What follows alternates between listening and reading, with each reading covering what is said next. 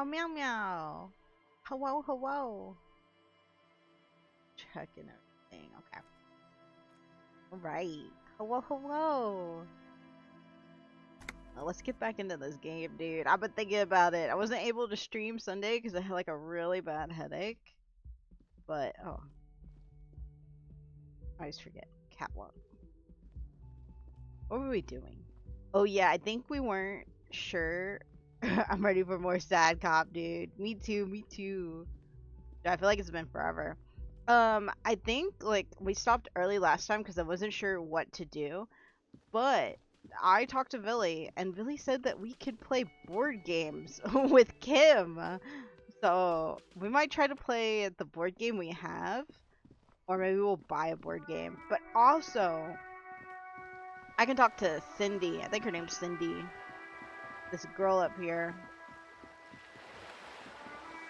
Because I think Mate was talking about the Communist Club, and I think what? There, on that balcony. Do you see it? See what? Squint your eyes. Cindy, yeah, that's where I'm headed. Oh yeah, I mean that's where we're going. I'm gonna do this. The Artisto. Oh. Now, hold up.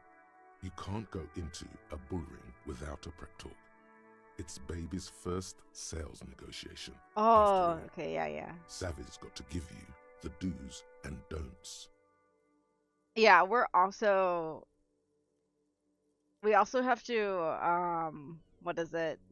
Marketing or whatever it was. I don't remember. Business. But yeah, I think talking to her and then talking to the guy on the stairs next to where the riot is going on, I think it opens up or it starts the quest for the Communist Club. I looked it up a tiny bit. Tiny. That's a pathetic looking bull. Whoa. Where are the sharpened horns ready to puncture your gristle? There's no real danger here. I've got this, trust me. Alright, I'm listening. Artistos are known to repel wealth. It bounces off their skin like rubber. The moment a reasonable business proposal enters their periphery, they go and get political. Okay. Nonsense. No one repels wealth. The businessmen just don't know how to entice them. It's true, some of them are known to turn the entire thing into a happening. What you need to do is lure them in with a strong one-liner. Get them on your side before you've even finished a sentence. Show us what you've got. Pretend you're facing the skull girl. Lean in. Hey, beautiful. Let's go for a walk on the wild side. I don't know if that would do it. Hand over your art. Put it in the bag now. That might work. Excuse me. Can I please take a look at your art? Ooh, the finger pistols. Whip out your finger pistols and bang them in the sky. It's your lucky day. I'm in the market for some original art by the creme de la creme. Do that one. Mamma mia.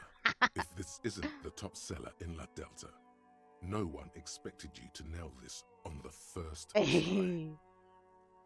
Congratulazioni. Whoa, congratulazioni, dude. Let's go. Okay then, off you go. Let's see what you've got. Dude, we're good. I like that our bag gets stiff when we finger gun, dude. Wait, is it over here? Oh, yeah.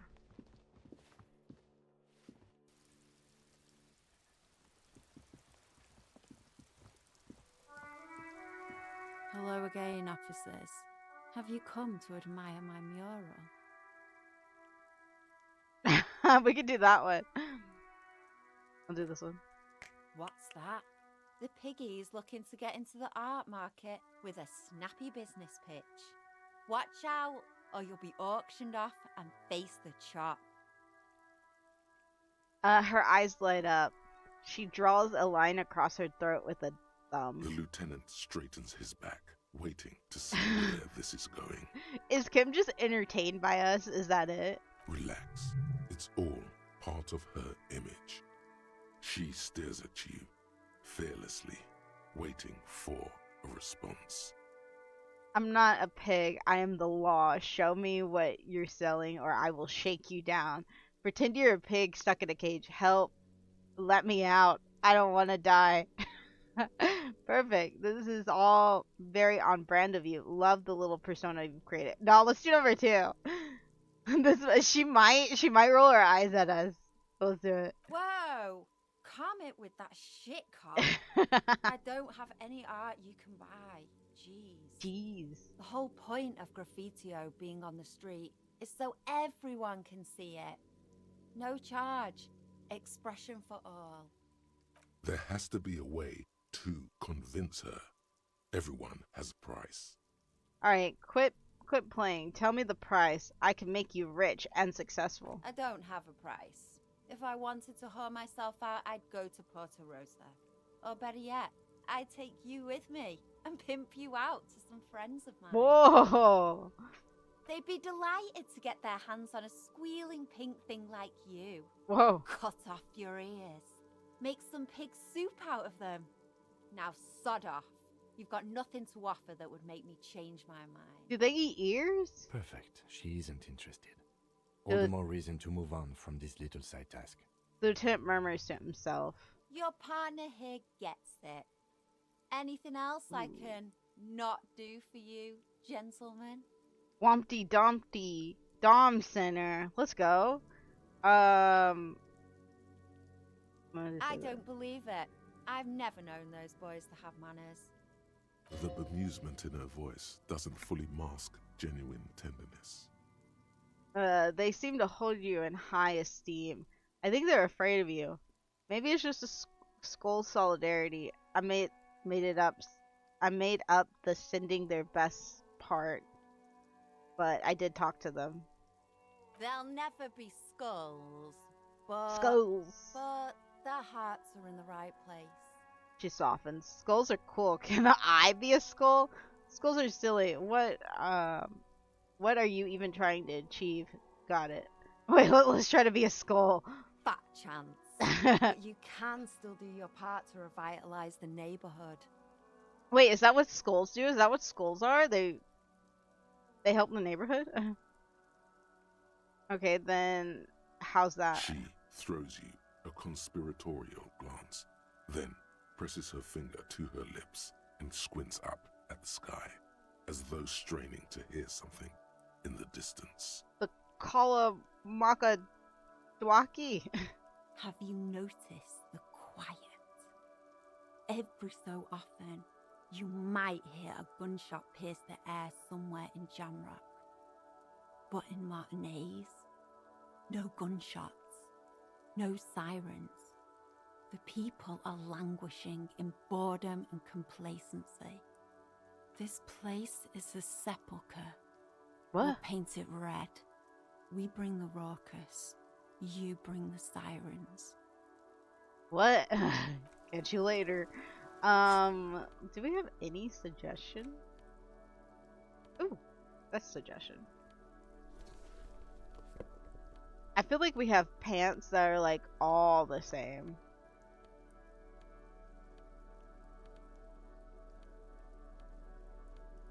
Should just be looking at shirts. Authority. Perception.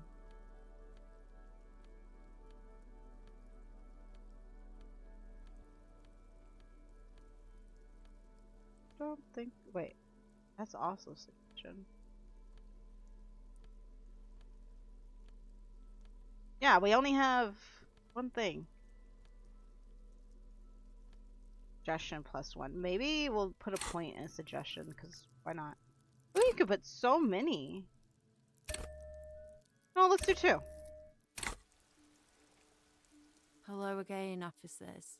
Have you come to admire my mural? That didn't bump us up like hardly any. We're gonna save scum.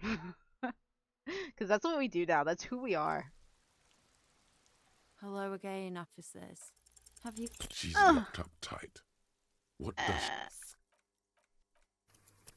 We'll do it one more time. It's a 50-50 chance, right? What is this? What is this coat we're wearing? Hello again, officers. Sure, she's all draped up in ironic detachment, but everyone's gotta eat. I do have something to offer in exchange for your art. Money. Great. The little foray into the art world continues. Murder's lieutenant looking up. Blah, blah. I already told you. I'm not for sale, Piggo. She looks almost disappointed by your lousy offer. Told you these artist types repel wealth. Turn it around. It's the seller who wields the power in this relationship. Really, you're just going to let go of a chance to milk some stupid piggo rolling in cash? I don't care what you sell me, and I don't care what you do with your money. It's your choice. We'll do the first one. Uh-oh, you're manipulating me. I do like a chance to rip off some stupid piggos. And I need a pack of cigarettes. And some paint. She sounds almost fascinated by this discovery. Okay, whatever, Piggy. Time to leech off each other like the parasites we are. Let me see what I've got. She reaches into her heavy coat and pulls out a small piece of plastic coated thick with emulsion? Even the lieutenant leans closer to inspect the work. Here. Happy?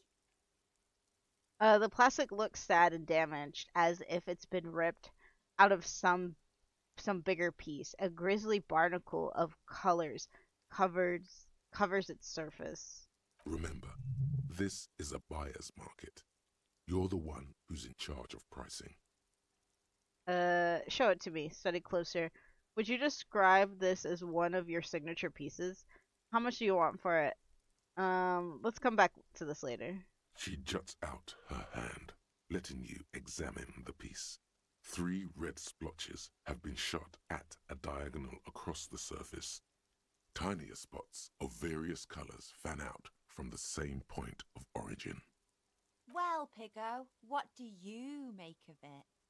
She sounds almost mocking, waiting for your reaction. The angle of the paint drops reveals that they were fired at the canvas with the force of a hand cannon. Someone got killed here. A 5mm caliber, point blank range. Yes. My artistic integrity. It's impossible to tell whether she's being serious or not. She is. Despite the demeanor, playing this game brings no joy to her. She cares about art and her private relationship to it. Would you describe this as one of your signature pieces? Signature? Oh yeah, Pigster. I sneezed while holding a wet brush. Paint flecked onto the canvas, and voila! You don't get more signature than that. Interesting. What I really want to know is, what do you call this new style? That's disgusting. So you painted this with a sneeze? Truly remarkable. A sign of a genius. Art issue. How much do you want for it? 67,000 real. And your head on a silver tray. I don't have that much. Remember, this isn't about the art or the artist. This needless purchase implies your excessive wealth. Art comes across as more tasteful than simply hanging cash on the wall. Lowball her, the wretched are used to rolling with the punches.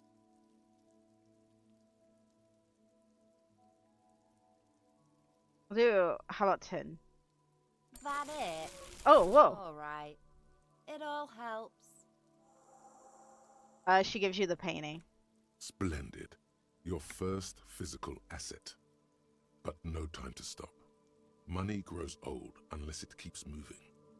You need to find a buyer, preferably someone who will pay a high price for such an exclusive piece from a local artist.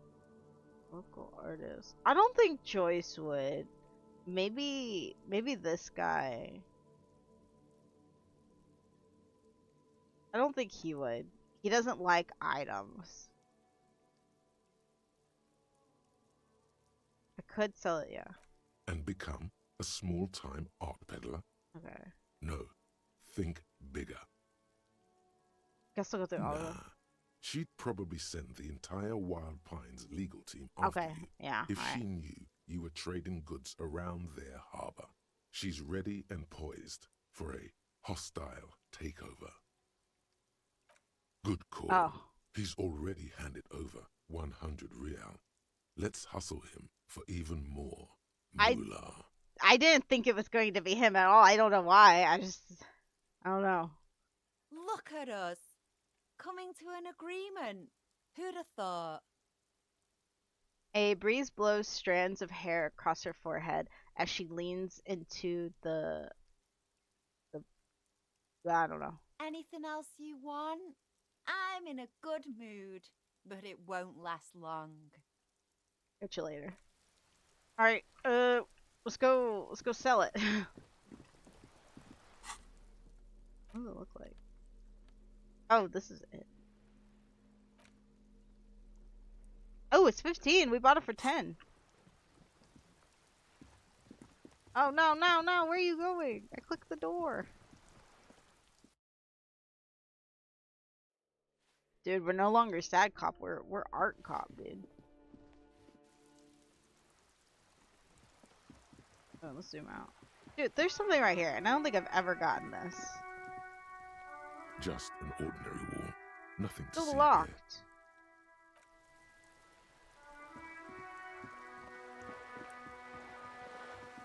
here. Okay, so we'll head back to the light bending guy. I wonder how he feels that I'm running around wearing his dead friend's pants.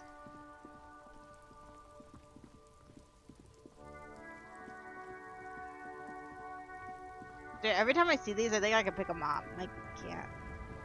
Ooh, this is the guy I think that we talked to as well. She didn't give me anything about the Communist Club. Maybe I read it wrong. Because I was trying not to, like, dive too deep into reading it. Hola, wandering man. How can I help you? Oh, yeah. Turns out he had one hell of a colonial mug collection. Yeah, the janitor who gave me the key to his apartment said the guy's a bit of an asshole. Yeah, his mug collection certainly represented what? Social values. See how we're all busy something racist mugs. A man with a funny mug collection can't be that bad.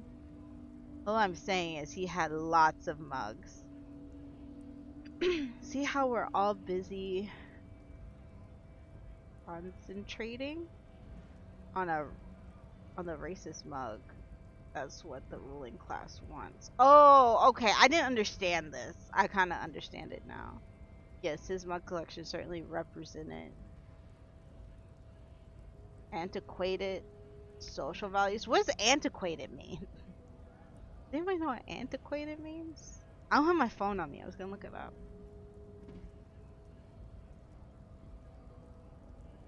Does antiquated mean bad? Oh, I'm gonna Google it.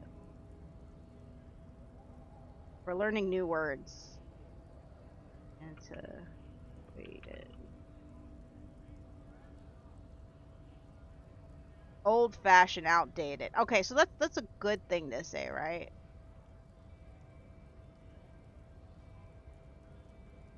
Like I said before, I don't know much about this weasel, but the bossman said he's a real piece of work. Yeah, we don't like him. Thanks We don't for like helping Gary. out, friend. He touches his beret. Thanks for helping. Okay, maybe I read it wrong about the Communist Club. Wait, can we go around here? No. It's not that way.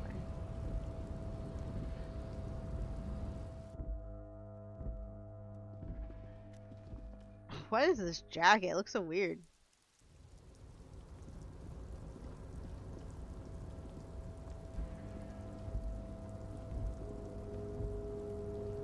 Dude, every time I play this, I feel like I'm running slower and slower than I remembered. Alright.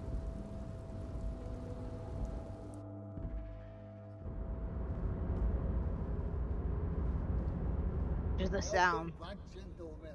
What can I do for you? Although you cannot see his face, you can tell he's smiling warmly. Have you considered breaking into the local art market? The art market. Intriguing. You've already convinced me to invest in you, so please, go on. Tell me what you are thinking. I've recently discovered a local painter with enormous potential. Show him Cindy's chef, whatever. A painter? I'm always looking to expand into Wow. new asset classes. Who's the artist? Ooh, we could prefer to keep it a secret. Yeah. Not even a pseudonym? The light appears to vibrate with surprise. No, complete mystery. You can call her anonymous. Original. I don't think any of my friends have any pieces from anonymous artists. Or maybe only Luca, the son-in-law of the Comte de Lis. No, not even him. He might have some wells into weakness, the authenticity of which historians are debating, but I don't think that counts. Perfect. And to the name Hey, let's of the go. piece? Gross profit. Kenneth. What does this even mean?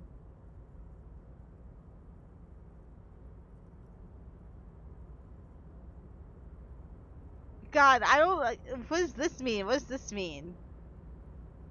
Kenneth might be nice. Doesn't it have a name already?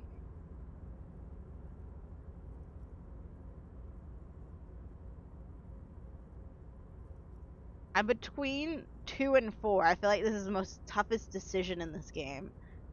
We just do Kenneth, or should we do whatever this is? We'll do There's no sign of a reaction for a good 3 seconds. Then, Wonderful things, aren't they? Names. They can completely change your reading of a person, or in this case, a painting. Nod. Before I invest, I need to know more about the work.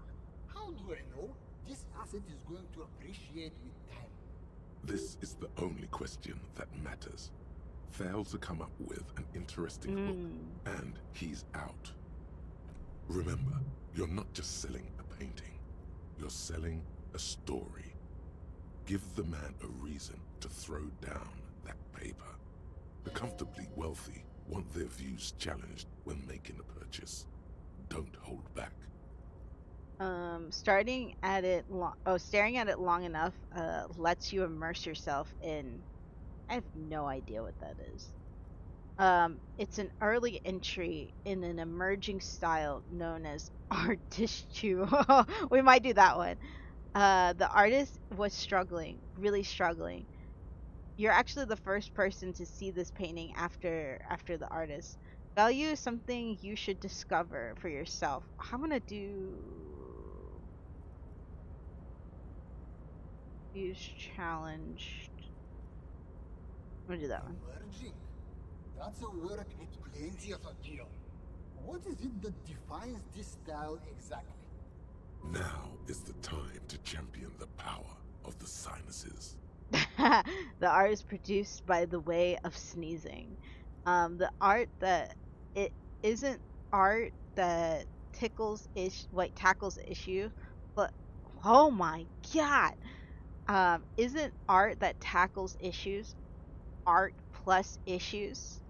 Art issues, splatter, disarray, chaos. It's anti-design.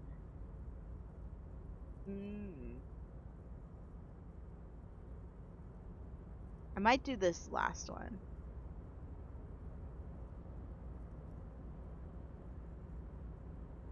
Oh man, I felt a sneeze coming on. Oh, okay. That would have been great timing. We'll do this one. But design is the very signature Dang. of humanity. Everything we do is design. Text columns, urban architecture, the precise shape of a stapler.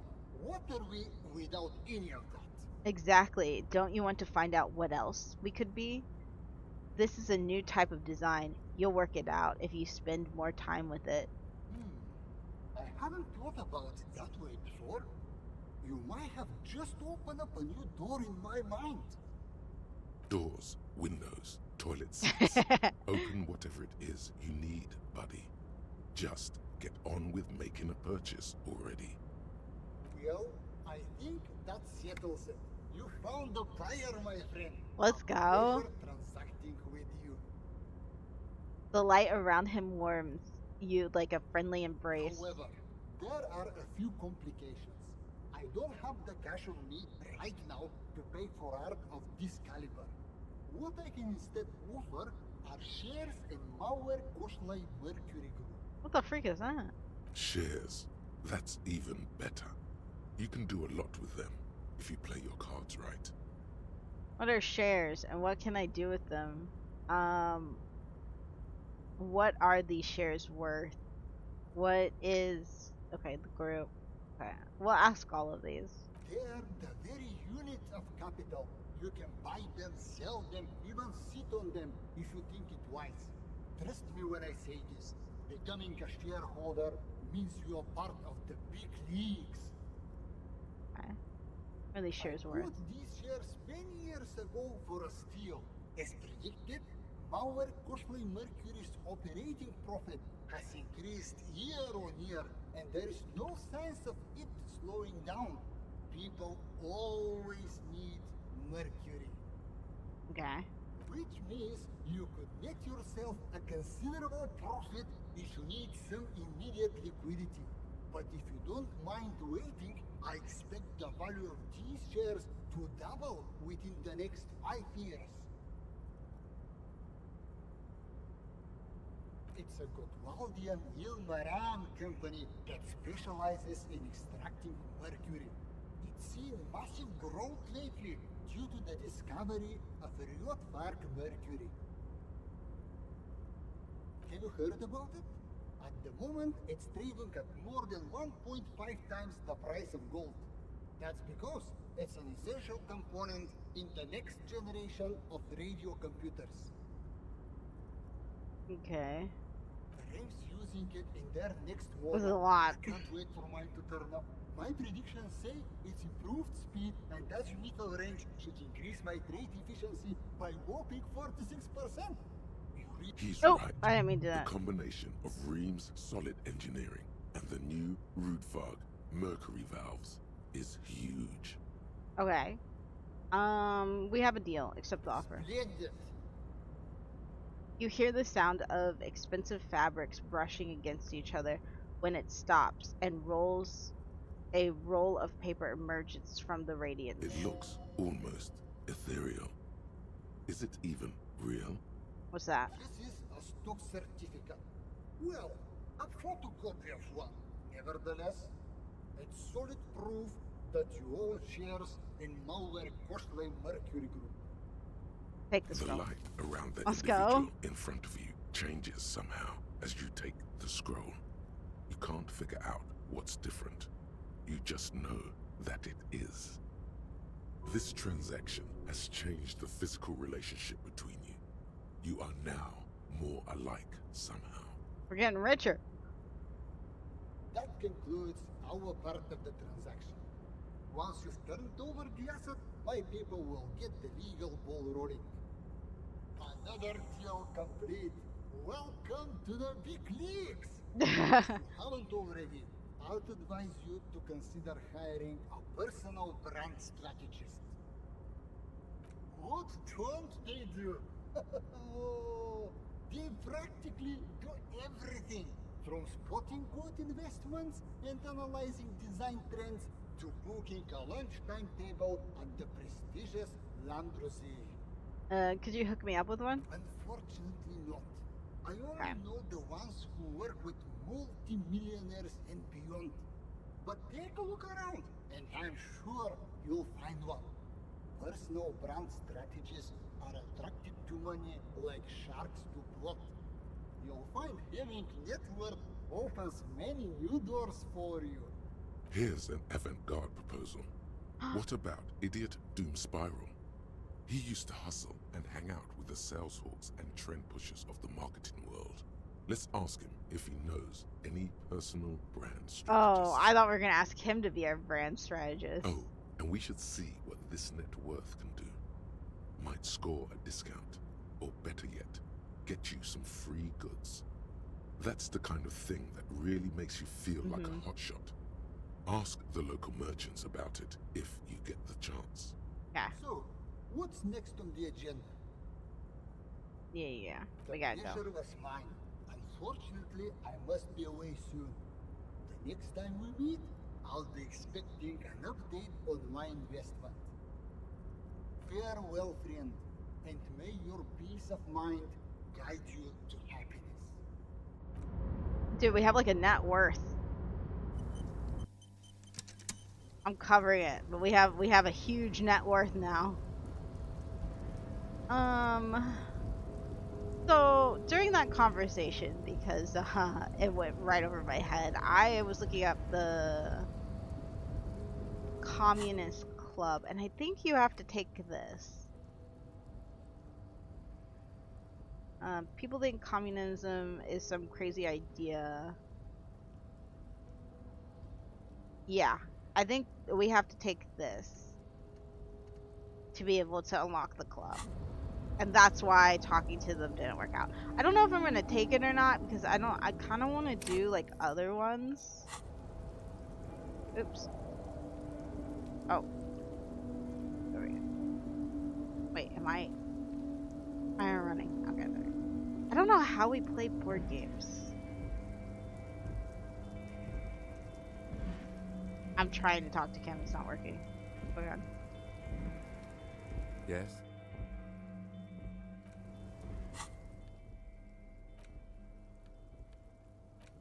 What if I interact with this? Large letters on the front form a title.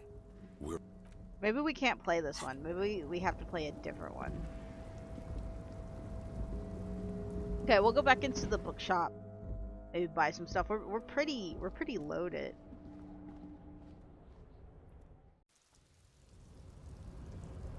Maybe we'll ask for a discount with our net worth.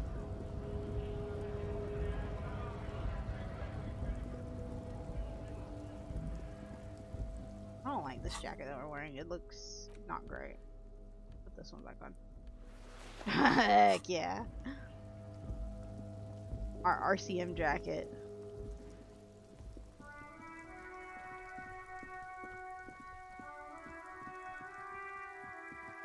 Okay. Crime, romance, biographies of famous people. Let's go. That's all you need in a bookstore. Hello again, esteemed officer, and welcome to... Okay, nothing new. A small mountain of colorful board game boxes. Ooh, maybe we... Okay. Probably be able to play that with him. Let me save real quick.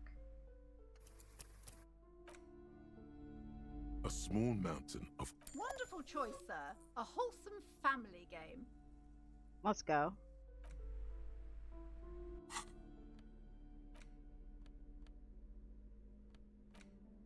In your hands, you hold a brand new copy of the game, Suzerainty. It's snugly wrapped in a skin of plastic.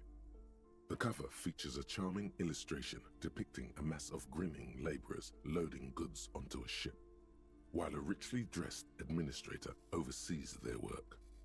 The box has a nice heft to it. Ooh, I like this You sound. hear the rattle of individual wooden tokens and feel their weight shifting back and forth. What treasures wait in store for you? Even before you open it, you can tell that this will be a meaty game of grand strategy and complex player interactions. Remove the plastic The wrap. plastic wrap rips off as easily as a bodice in a tawdry historical romance. Open the box. There's a hiss as the lid slides off. Inside, you find a thick, full-color rulebook and more than a dozen pouches of various wooden components. Ooh. Savor that new board game smell. A mix of wood, paper, and ink, all wrapped in the sweet must of cardboard. That does smell like really good. Welcome to Suzerainty, a game of economic strategy for the whole God. family. The rulebook is sumptuously illustrated and thick as a Gradian novel. Economic strategy, more like whatever. Finally, a proper game that teaches children about the importance of trade and global economy. I'm just The kidding. instructions are opaque at first and introduce many concepts you're not familiar with. Fortunately, There are many diagrams and examples throughout. You soon figure out the basic conceit. Each player represents an administrator for the suzerain of Revachol. Your Oh. objective is to increase the suzerain's wealth and renown by accumulating victory points. How do you accumulate victory points? That's where the suzerain's vassals come in. The game features 4 vassal nations, each one home to an economically important resource. Each turn, the player collects resources from vassals where they've placed workers. They may then rearrange their workers, fulfill contracts for coin and bonuses, or build structures back in Revachol. As you leaf through the pages, your eye catches on a sidebar labeled Advice for Beginners. Read the advice. Remember, there are many paths to victory in suzerainty, but successful players will find one strategy and commit to it wholeheartedly. Boring, boring, boring. Tear up this rulebook and commit some old school atrocities. Is there any way to invade or commit atrocities or anything fun like that? I'm gonna say, how's the winner? The actual turn? scoring system appears infinitely complex, with a series of tables and appendices required to compute each player's final victory point total. You skip that part for now. Examine the components. You open up a number of pouches containing wooden tokens. There are also several punch boards with other cardboard components that will need to be punched out before you can play. And punch out the cardboard pieces one by one. Each cardboard token makes a satisfying ch as you pop it out. Soon, a neat pile of cardboard coins and counters has accumulated before you. What? You're not going to offer to let me punch any of them out? Check out the wooden token. In addition to the worker and building tokens used by each player, there are also several piles of colorful resource tokens, each representing one of the game's 4 principal resources. From the Empire of Safre, orange apricot tokens. From Ilmarat, the ancestral name of Ilmara, gray marble block tokens. From the Seminine Islands, white sacks of sugar tokens. And from Supra Muindi and Sarah Maritza, magenta tokens for unprocessed cocaine leaves. Sick. Oh, those are nice. The lieutenant picks up the sugar tokens and admires it. You hold the open game box before you. Dang, he actually is like wanting to play. The lieutenant Kim, looks one over play? the rulebook before he sees something that makes his eyes go wide. Holy shit. The average playing time for this game is 1 to 6 hours. I'm not sure we can afford to set aside that kind of time for a game. 14. No, we can. Convince him. What is detective work if not an elaborate game? You need logical inference, attention to detail, the ability to analyze your opponent's motives. Come on, it might help us think of more creative solutions for the case, or to the case. I do feel like my thinking has become somewhat rigid. Maybe a little diversion to keep the mind limber is just what's in order. We've been diverting this whole entire time. See? He's doing the hard work himself. All he needed was a little nudge. Alright, you've convinced me. How do we play? He just really wanted to play. He just doesn't want to admit it. I read the rules already. I'll show you. Ooh, we'll teach him. You explain the basic setup procedures to the lieutenant, who seems to be a quick study. You each take your bag of tokens and counters and unfold the board between you. In the center is the crown of Revachol. Radiating outward are her colorful vessels, each one supplying some raw material desired by the suzerain. Apricots from Safre, archaeological treasures from Ilmarat, sugars from the Seminine Islands, and magenta cocaine from Supra Muindi and Sarah Maritza. There's also a neat little log to keep track of your progress in case you need to put the game away and return to it later. The lieutenant goes first. He draws a contract card and moves several of his workers to the Safre territory of the board. And the others to the Semonine Islands. All right, Detective. Your turn. You have a few options available to you. Will you try to fulfill contracts right away, or rearrange your workers to maximize production on future turns?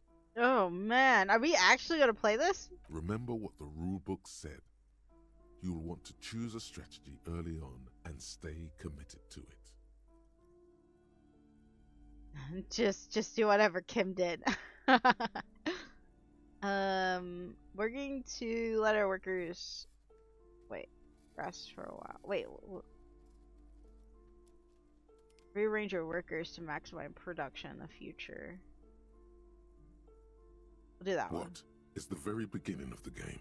Your workers haven't even done any work yet. Oh. Okay, make them work a little, but not too much. That's more like it. You produce a handful of archaeological treasures and a smattering of other resources. Meanwhile, the lieutenant spends 2 of his sugar and 1 of his apricot tokens to complete his contract card. He is rewarded with 4 coins and a round wooden token that he places in the center of the board. Maybe we should have just copied him. That's a market. It's worth 2 victory points. Hey, why don't I get one of those? Kim, can I do my first turn over? I think I messed up. Come on, Detective. Don't be a spoiled sport. You'll have plenty of chances to earn your own points. I'm not even sure what points are. What's the point? What's the part? Wait, that's part of the problem. Glower silently. Points are nothing. They don't exist. They're just an arbitrary convention that games use to reward or punish players for certain behaviors. Am I getting points right now? There are some paranoid types who believe the moral intern keeps detailed score sheets for everyone in the Real Belt, but that's obviously nonsense. Otherwise, no. There are no points, just your actions and the consequences of those actions. Okay, so I got confused because I thought they were saying that. I thought letting your workers rest means that you gather resources. I don't know why. I thought it was like you fulfill a contract or you gather resources, or I don't know. All right. No points, just actions and consequences of the action. That's just the way it is. Lieutenant doesn't seem to find much value in dwelling on the subject. Now, I believe it's your turn. Okay. Glancing over the board, you see several possible strategies. Pressing more workers into service would increase your economic output and help you to survive a possible conflict with the lieutenant. Or you could ignore your labor supply and focus on fulfilling contracts for points and resources. Those aren't your only options. Okay.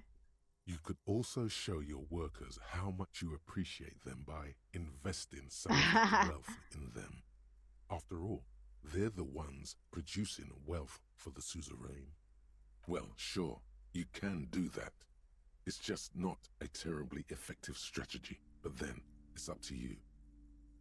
Invest in your existing workers. Press more workers into service.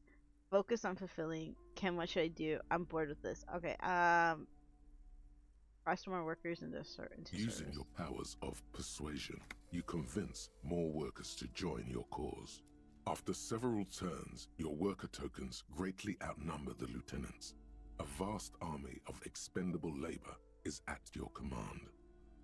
Gaze on your workers like a harsh but proud deity. Pity on their miserable lives. Or this person. Too bad investing in your workers just isn't worth many points. What do you mean? Take a look at the scoring tables in the back. The lieutenant turns to one of those. Whatever. You skipped early. Oh, appendices. You see in Table 8C that investing in territorial infrastructure multiplies your final victory point total by 1, which is to say not at all. Whereas erecting monuments in Revachol gives you a multiplier of 5. So you're saying the values of the ruling class are completely divorced from the well-being of the people who generate their wealth? Wait, what? That was like a mouthful. So you're saying I should treat my workers like disposable labor instead? So you're saying I fucked up? Do that one. Yes, precisely. No, we're so bad at this. Nonsense. Remember what the lieutenant said. If points are arbitrary, who cares about winning? You should reject their system and just play how you want. Yeah, I want to play how I want, but I also want to win. Now it's the lieutenant's turn to respond. He moves aggressively onto the Safri territory. Soon, his workers are producing a steady supply of extremely valuable apricots. How can you let the lieutenant dominate you like that? You need to hit back, and hard. Okay. For several turns, you struggle to respond to the lieutenant's burgeoning apricot empire. Eventually, you relocate the majority of your workers to Supremawindi and Saramaritsa, where they begin producing a bumper crop of cocaine tokens. Let's go. You draw a new contract card. According to the text, there's an aristocrat willing to trade a large supply of cocaine for a number of coins and access to a rare bonus. Amplified music worth 7 victory points. Let's go. You've reached a critical strategic juncture. How do you respond to the lieutenant's aggression? Rock and roll, baby. Go for the contract.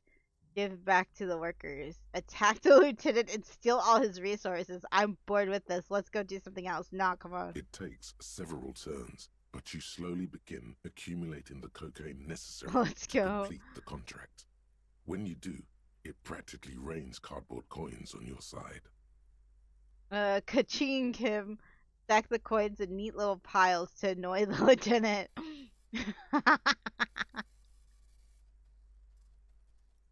Dude, which one should I do? I'm gonna do this one. Despite your conspicuous display of wealth, the lieutenant still has a formidable store of coins and resources. I should have said ka-ching. The end game is upon you. How will you spend the vast resources you've acquired for the glory of the suzerain? Flipping through the manual, you find the most expensive structure in the game, the Revacholian Victory Column, worth 12 victory points. If you can successfully build it, victory would be all but assured. Alternatively, you could try launching a trade war to crush the lieutenant's economy, or you could blow all that money on a public education system for your worker tokens. The choice is yours. For almighty rubbish, I'll go for the victory column. It's on, Kim. Launch a trade war. Build a public education system. I'm bored. Now we'll try to win. Building the ultimate structure requires diligent economic planning, which you completely fail to do.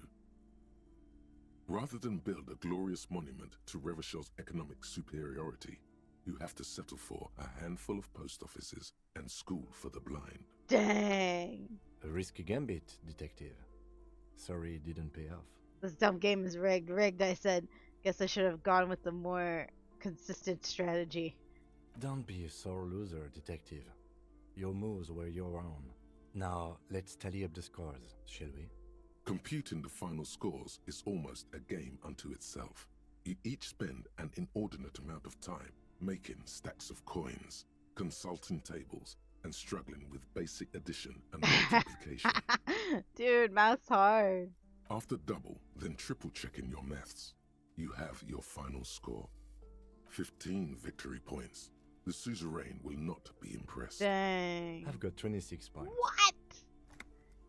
He says, a barely contained smile breaking out across his face. Don't be glum, detective. There's always next time. Figuratively, I mean. There's no way we have time to play this game again. Now, let's clean up and get back to work. You hold the open game box before you. Dang. That didn't even buy us enough time. It's only 15:20.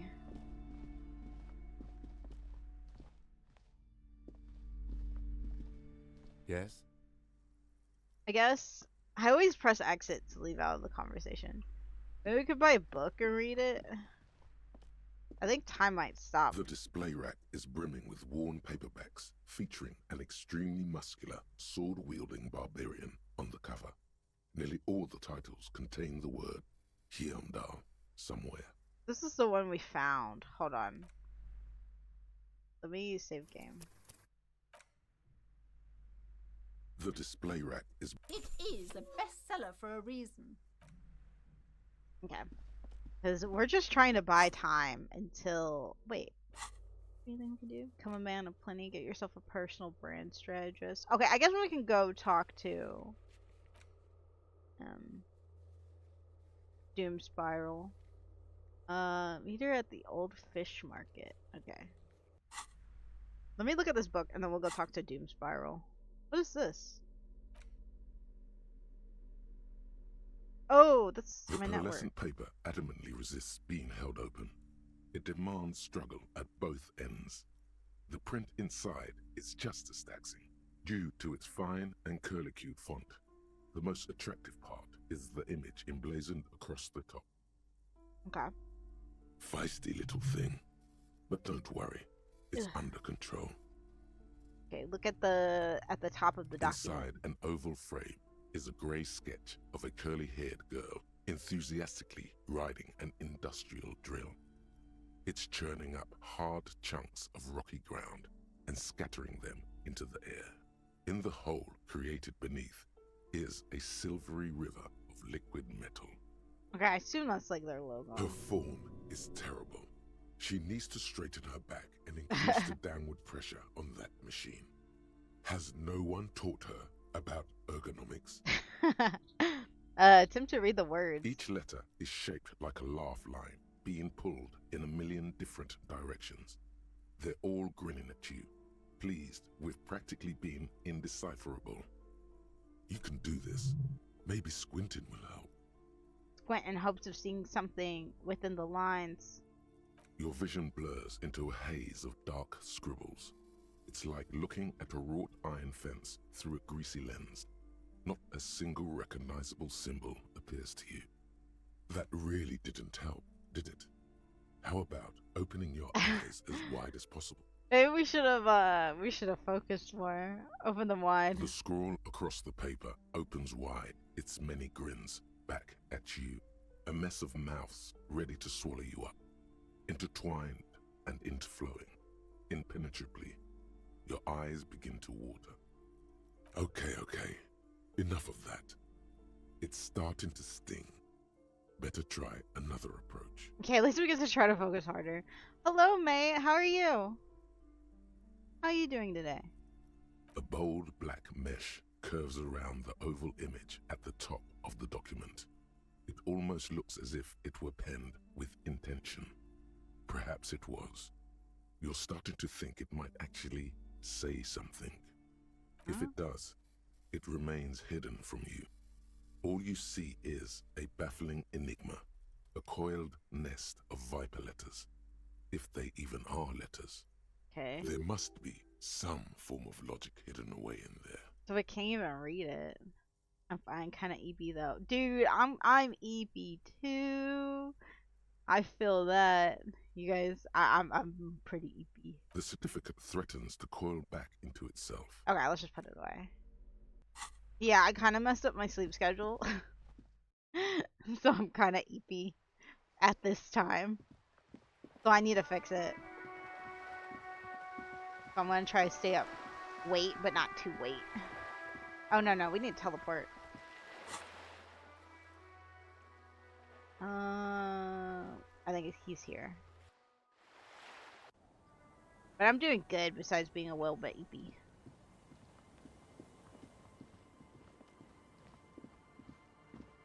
Okay. Oh. Talk to him. Tequila Sunset.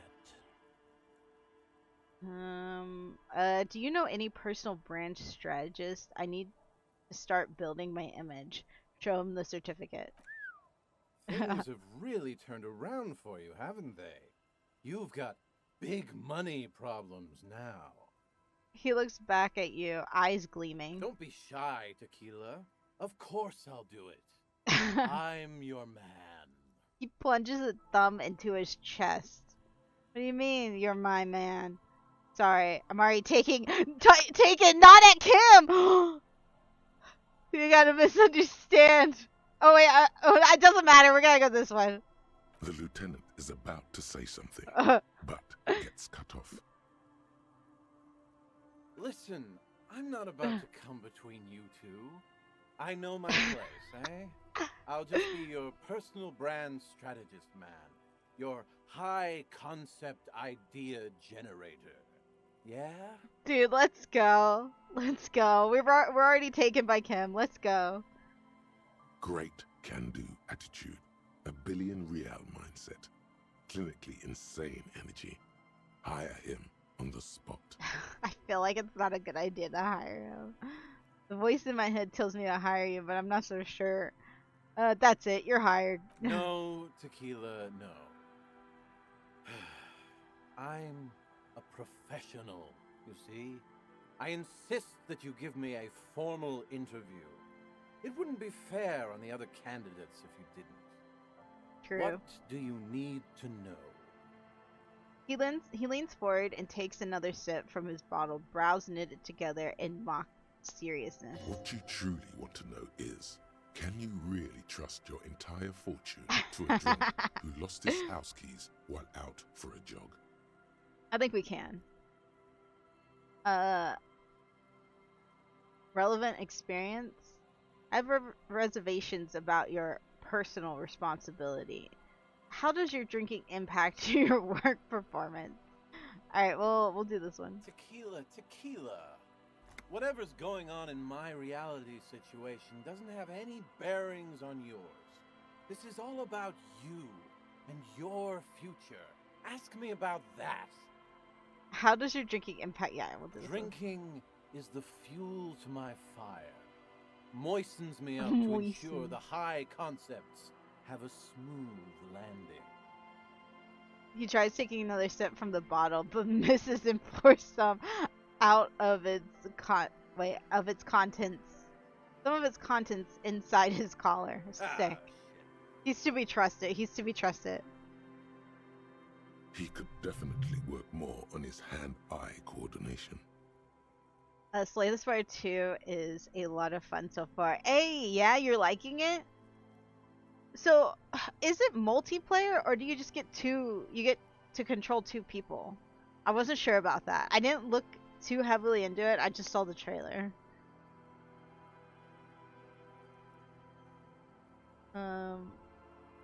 Relevant experience. I used to be a moderately high net worth individual myself, if I can say so. I've managed big money before, played the game, hustled the movers of the marketing world.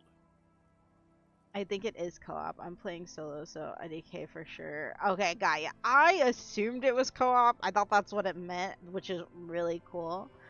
But yeah, that's sick. How far have you gotten? A subtle smile lights up his puffy face, like a ray of sun breaking through the stratosphere. He likes reminiscing. I might have to look into it, because I really enjoyed the first one. I sucked at it. I remember my first win, it was just all daggers. It was the green lady. I think it was a lady, or green guy. And it was just, I just had a full dagger build. It was just non-stop daggers. So many daggers everywhere. It was a lot of fun. At the Boom Boom Room, I directed a team of talent architects. People so high concept their names were nothing but a single letter. We had manic ideas, fueled by copious amounts of coffee-flavored whey powder. We did stuff no one had ever seen before, or since. I need numbers, years of service, P and L statements. Like what? Any examples? Numbers? How about 15 fucking years of jamming art into people's heads? That's hundreds of high concept ideas developed and executed for those fancy corp boys in their suits. The result? He leans back, ready for his mic drop. Millions of real generated for clients. I've made my name in this world. And then he lost it all by going for a jog. Not exactly inspiring. This guy's funny. Kill the final boss with the first two characters. Ooh, you do really good. Holy crap, you're good at the game.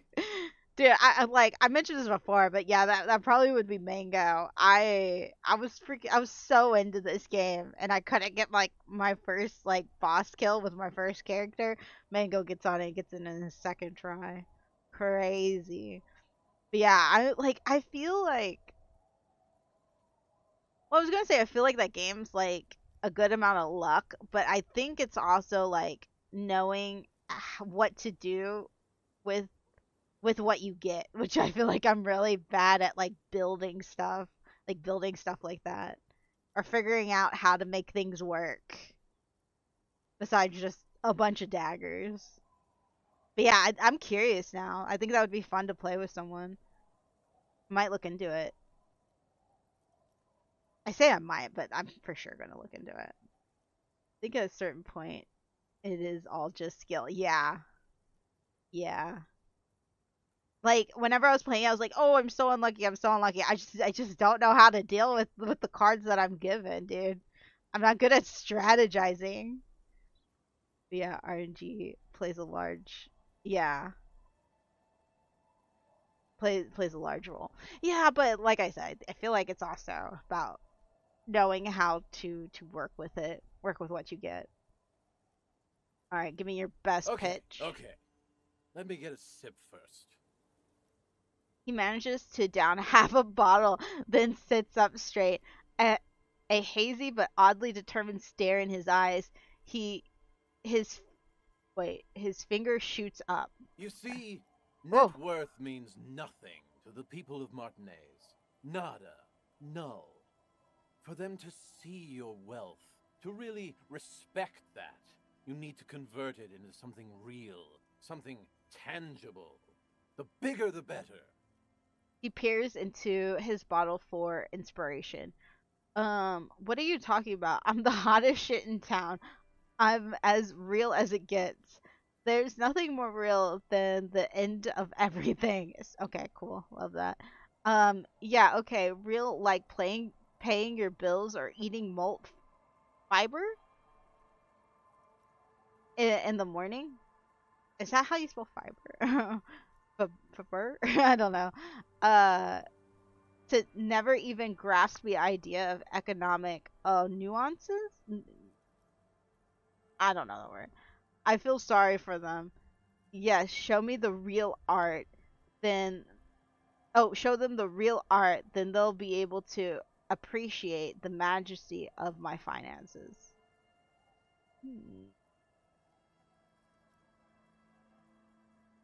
I'm gonna do the first one. The Horseback Monument. That's the center of the district. He They'd snaps his have fingers. to pay attention to that. We could get your name up there in lights. Damn thing's due for a reconceptualization anyway. True. You're aware that monument is supposed to look like it's exploding.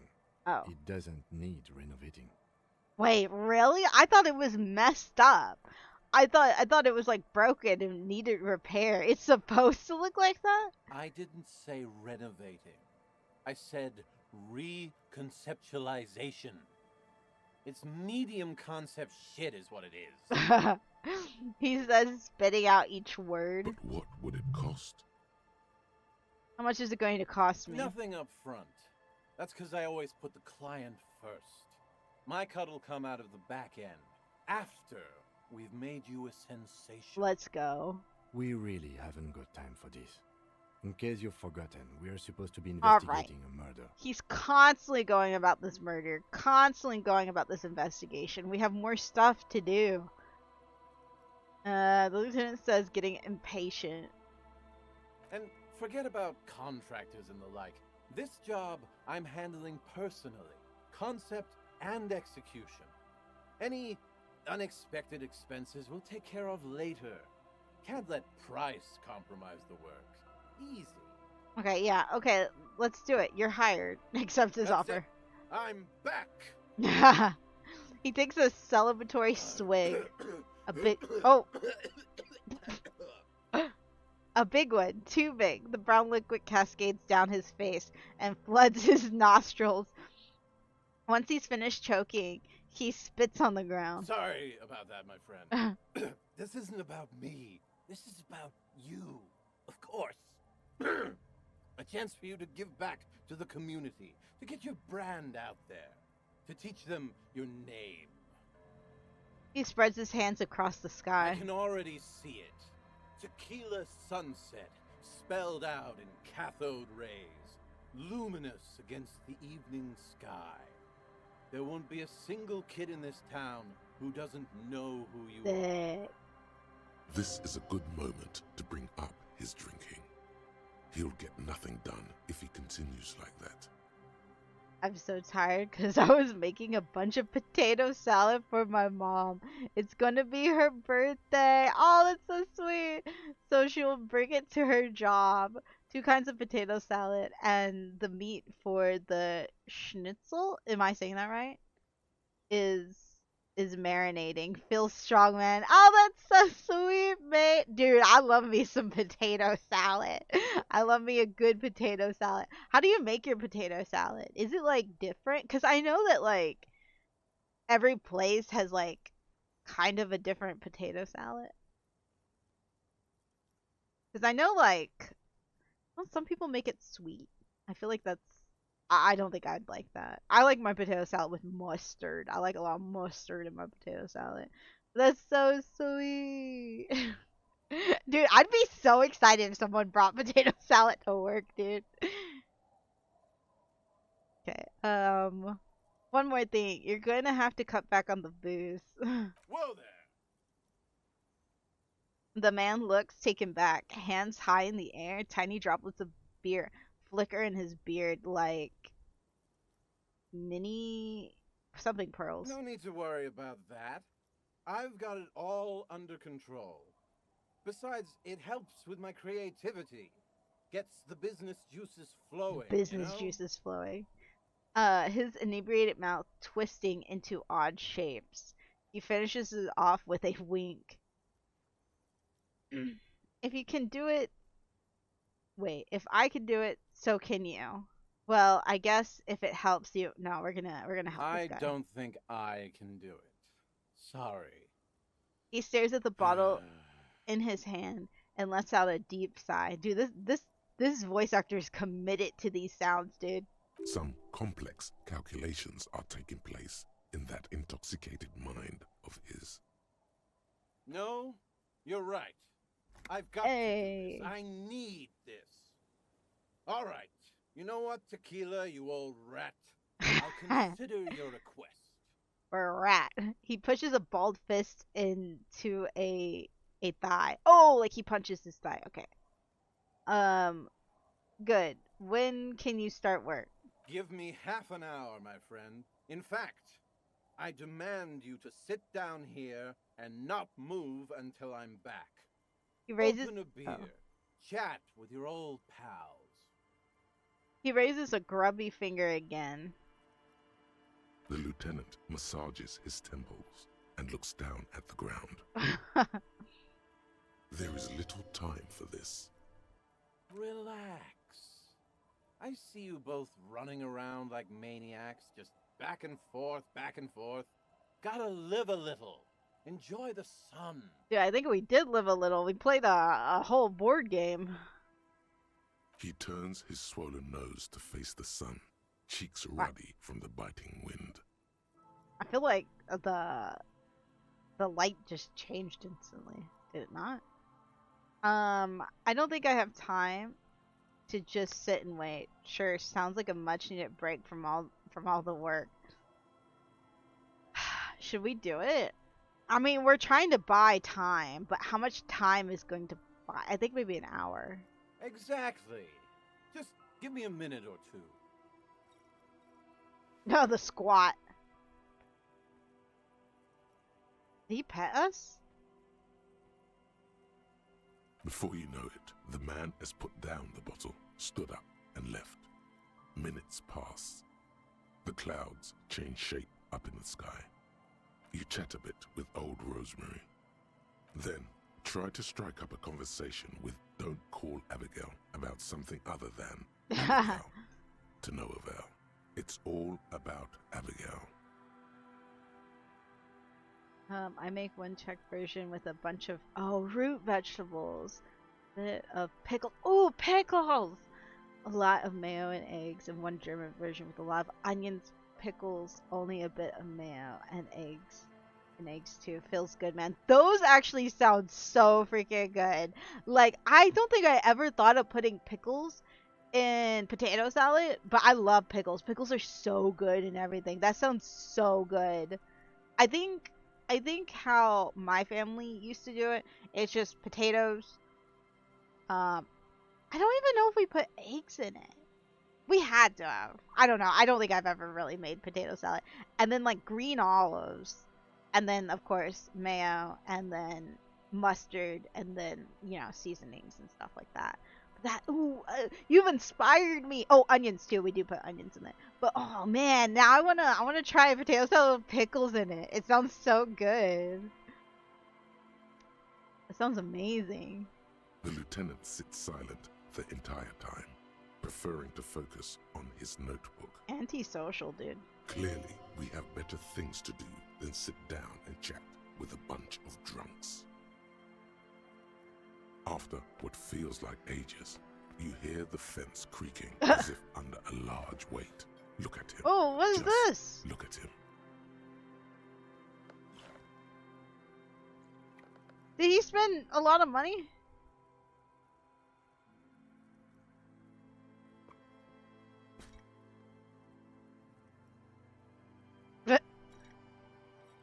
He's doing it. He's got it.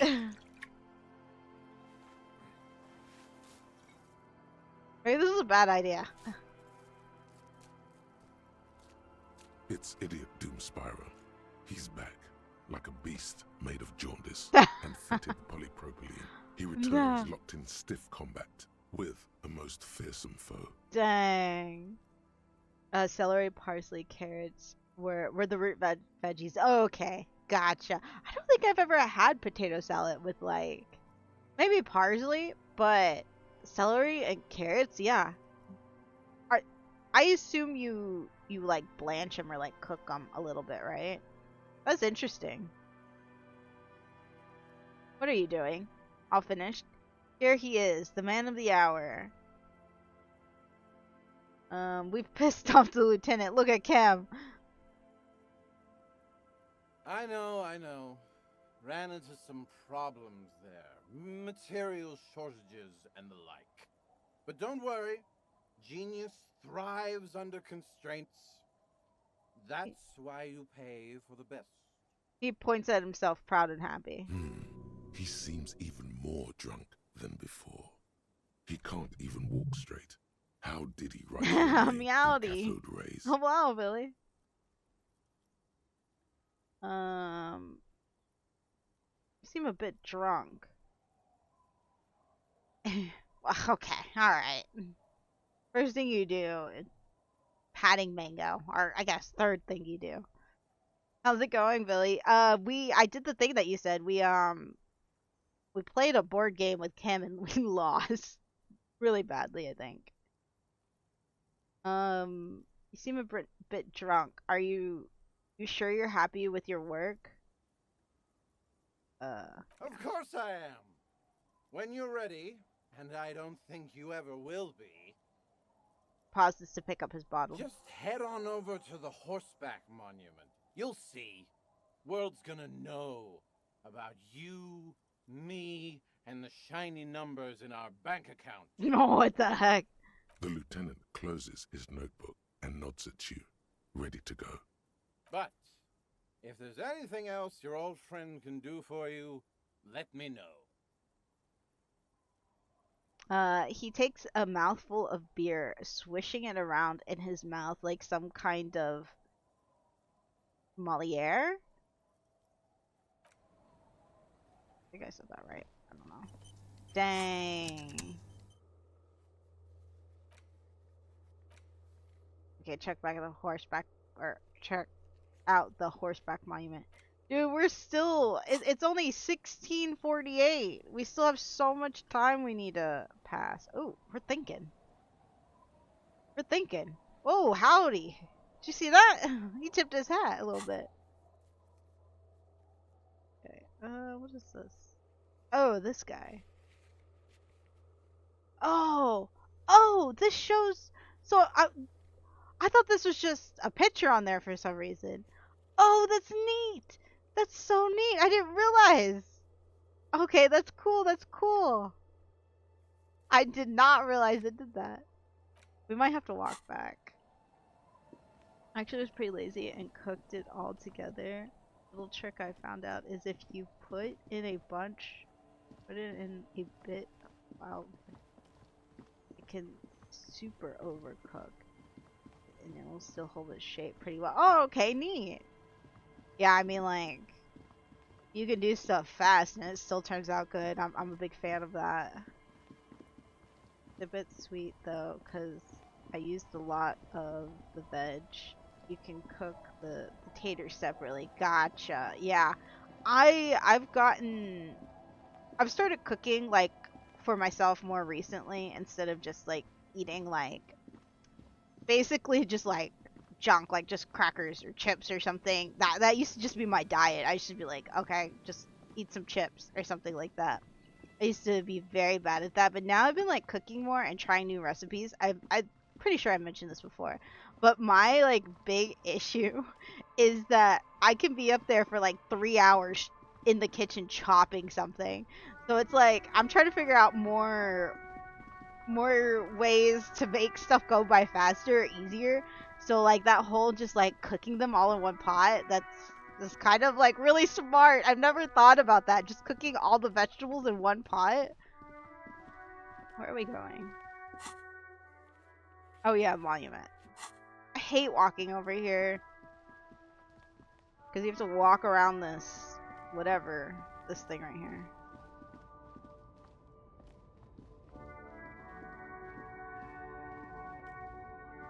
Oh, we gotta climb up. No, no, no, no.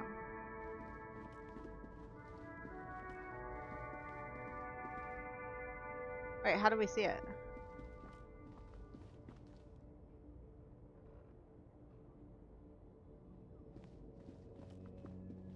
Wait, what the heck? It looks so different. Homemade mayo is the best thing, though, by the way. I don't think isn't it, like, really easy to make? It's like egg and, like, something? Oh, no. I do not make my own. I'm not the hugest fan of mayonnaise. So I don't eat mayonnaise, like, super often. But, like, sometimes I'll put it, like, if sandwiches or salads or something calls for it, I'll put it in there. I usually just buy it. Can we not get up here? Let me check the thing. But it's, like, super easy to make, right?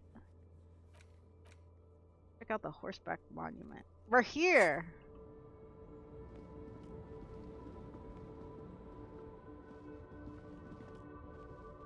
An old monument stands okay, in the never middle mind. I'm of the dumb. traffic island.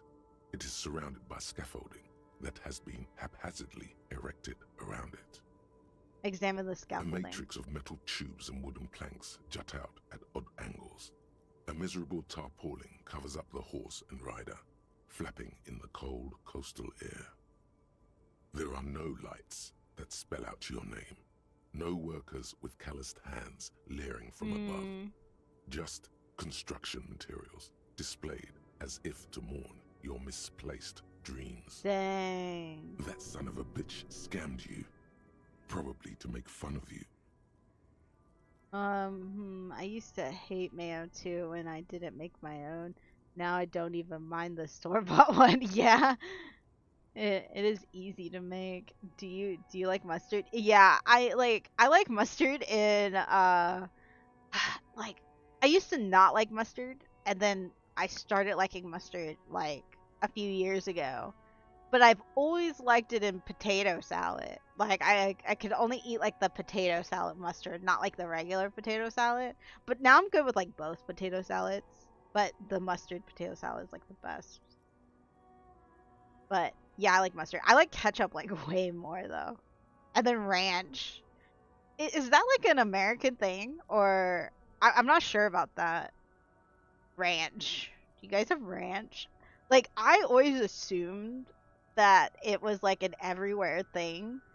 But I have this friend who lives in Australia now and she was telling me that they don't have ranch there and I'm like, that's crazy. This is not what that personal brand strategist of yours promised.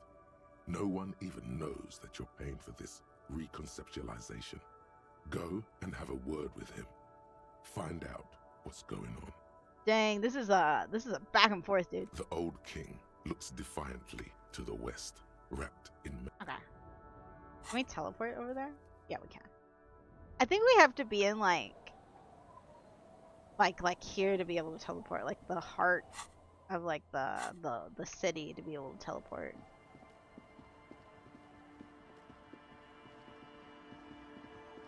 Oop, what am I doing? So you can basically make a modified mustard sauce to your preference. Wait, really? Like I don't even, like I just assumed. Tequila sunset. He nods in appreciation. I thought you needed like, wait, I'm gonna sound really stupid. I thought you needed like mustard seeds and stuff like that. So I checked the horseback monument. No one does it better than me, eh? I was able to get it all together, and so fast, too. No wonder I used to be an industry leader. He claps his hands in delight. Basically egg, mustard, and a bunch of oil. Oh, gotcha. Oh, so you're adding mustard to like the mayonnaise. Gotcha. I thought you were talking about you can make your own mustard too. I was like, I feel like that would be hard. But yeah. That actually sounds pretty good. I'm very much a sauce person. I have to have sauce with everything. So I tend to like mix a lot of sauces together.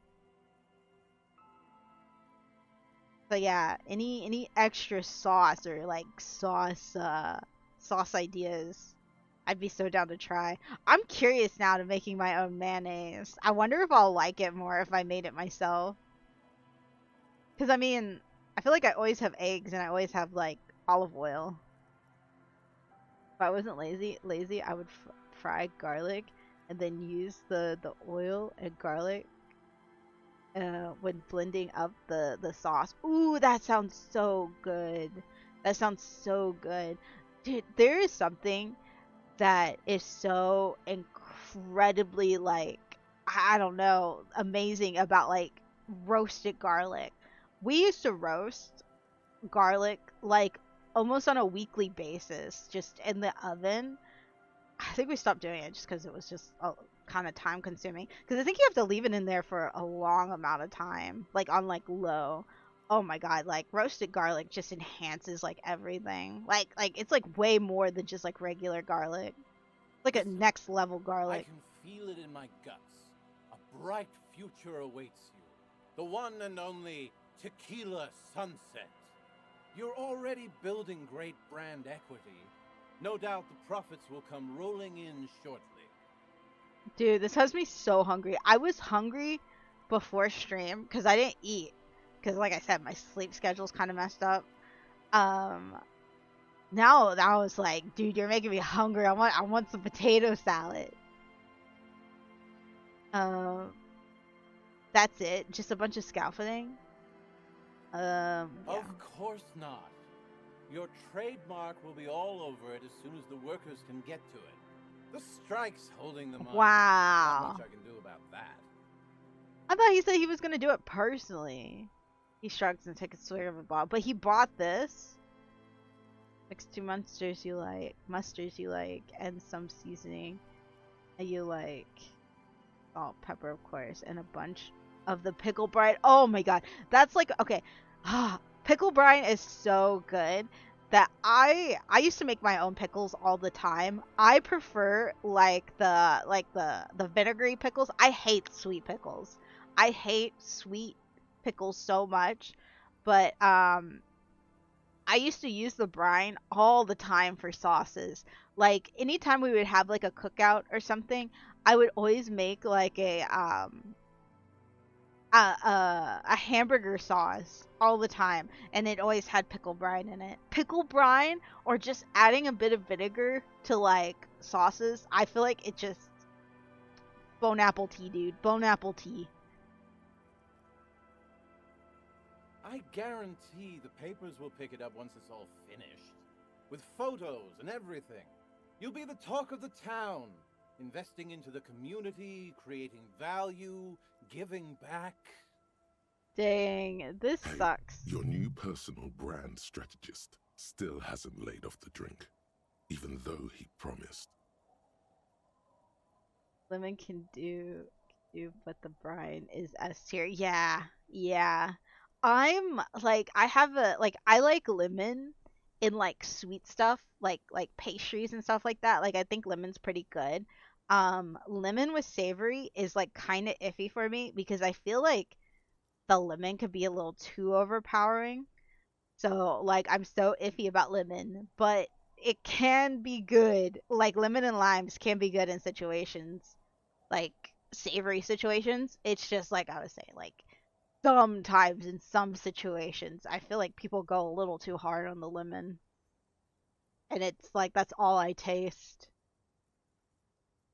Weren't you going to drink less while on the job? But like for me, I feel like you can't like for me personally, I feel like you can't overload the pickle brine because it just tastes so good to me. I love me some pickles. So to be clear, if you just overload on mustard, it's always going to be mustard sauce, not mayo. Yeah, got ya. I wonder what the newspapers might say. All right, I trust you to deliver. No, I'm pulling the project. Do this. It isn't that easy, but I'm working on it. I really am. I even signed up for this evening group in Jamrock. What? I'm pulling the project. I don't have confidence that you'll finish. Cancel the entire task. Ooh, should we cancel it? What would you like them to say? Here's a man who knows how to play the media by starting with the right question. Local bankruptcy curse lifted by stock market mogul. Nightclub owner rejuvenates youth culture, makes a fortune. A global superstar solves murder while making his fortune. Wealthy businessman renovates local eyesore. We'll do this. Global superstar. But we haven't solved the murder yet. We might have if you hadn't got distracted by this. All right, all right. Very nice. You could be your own PR agent, Tequila. Man, I don't know. All right, I trust you to deliver the final product. Proceed with the quest. I'm pulling the project. I don't have confidence it will ever get finished. Cancel the entire task. I kind of want to cancel it, but I also want to continue just to see where it might go.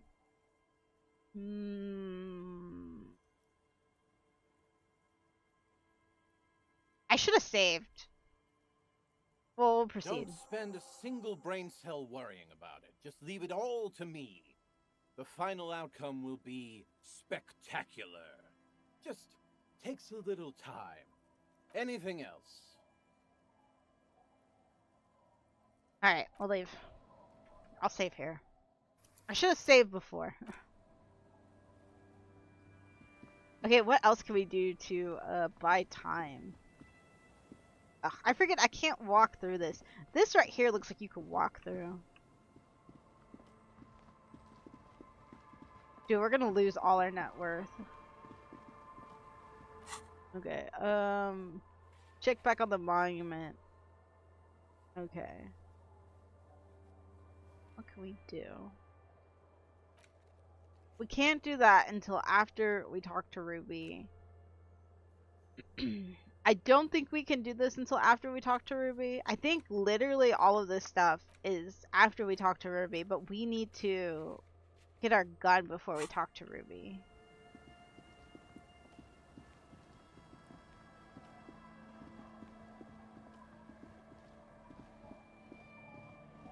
Oh, wait. I could teleport. Do you think he'll play a board game with us again? I don't think he will. He said that he wouldn't.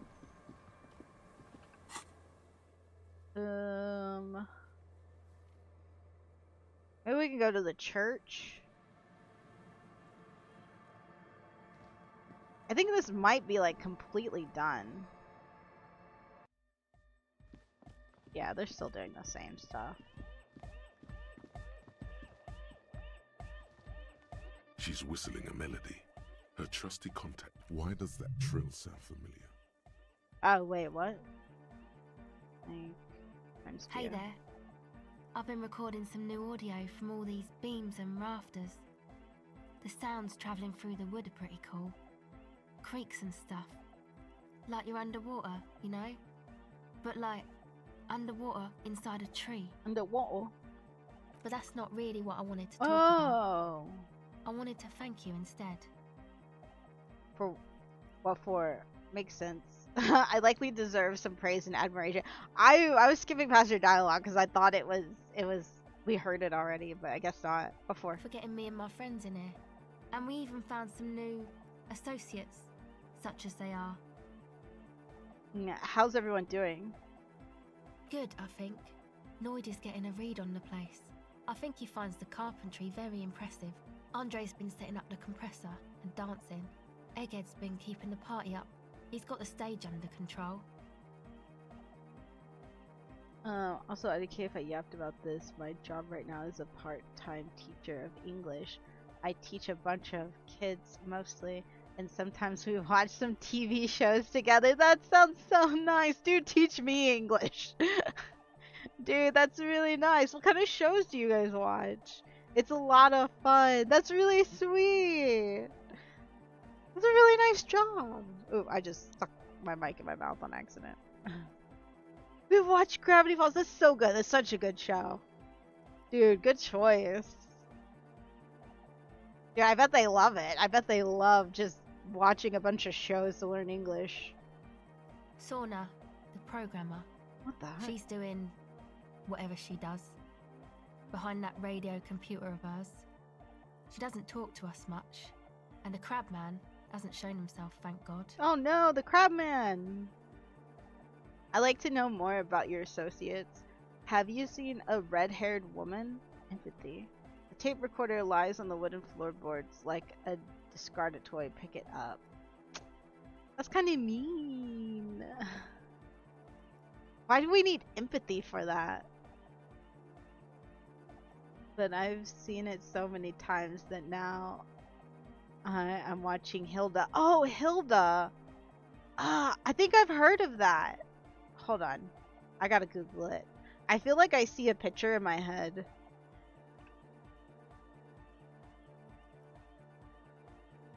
Oh, yeah. I haven't seen this. How are you liking that? Also, I just realized I gotta do 3 minutes of ads. So we'll do 3 minutes of ads really quick for the people that aren't subbed. I think most of you are. Yeah, so we'll be right back. It's pretty much the same. It's more Nordic lore. So I'm liking it a lot. Okay, that's super interesting. Because, like, honestly, the Smiling Friends suggestion was so good. So I actually might look this up. I've been, like... So when I'm editing a video or, like, doing, like... Because I'm working on... I feel like I work on too much at a time and I need to focus on one thing at a time. But I'm working on emotes and I'm working on a new PNG tuber and I'm working on panels for the about me's and that. And I've been wanting something to put on while I'm working. So this is such a good suggestion. The jokes are a bit tamer and the action too. It's a show I would show to my kid if I had one. Oh, that sounds good. That sounds good, though. Like, if you're equating it to Gravity Falls is so good. Hey, get out of here.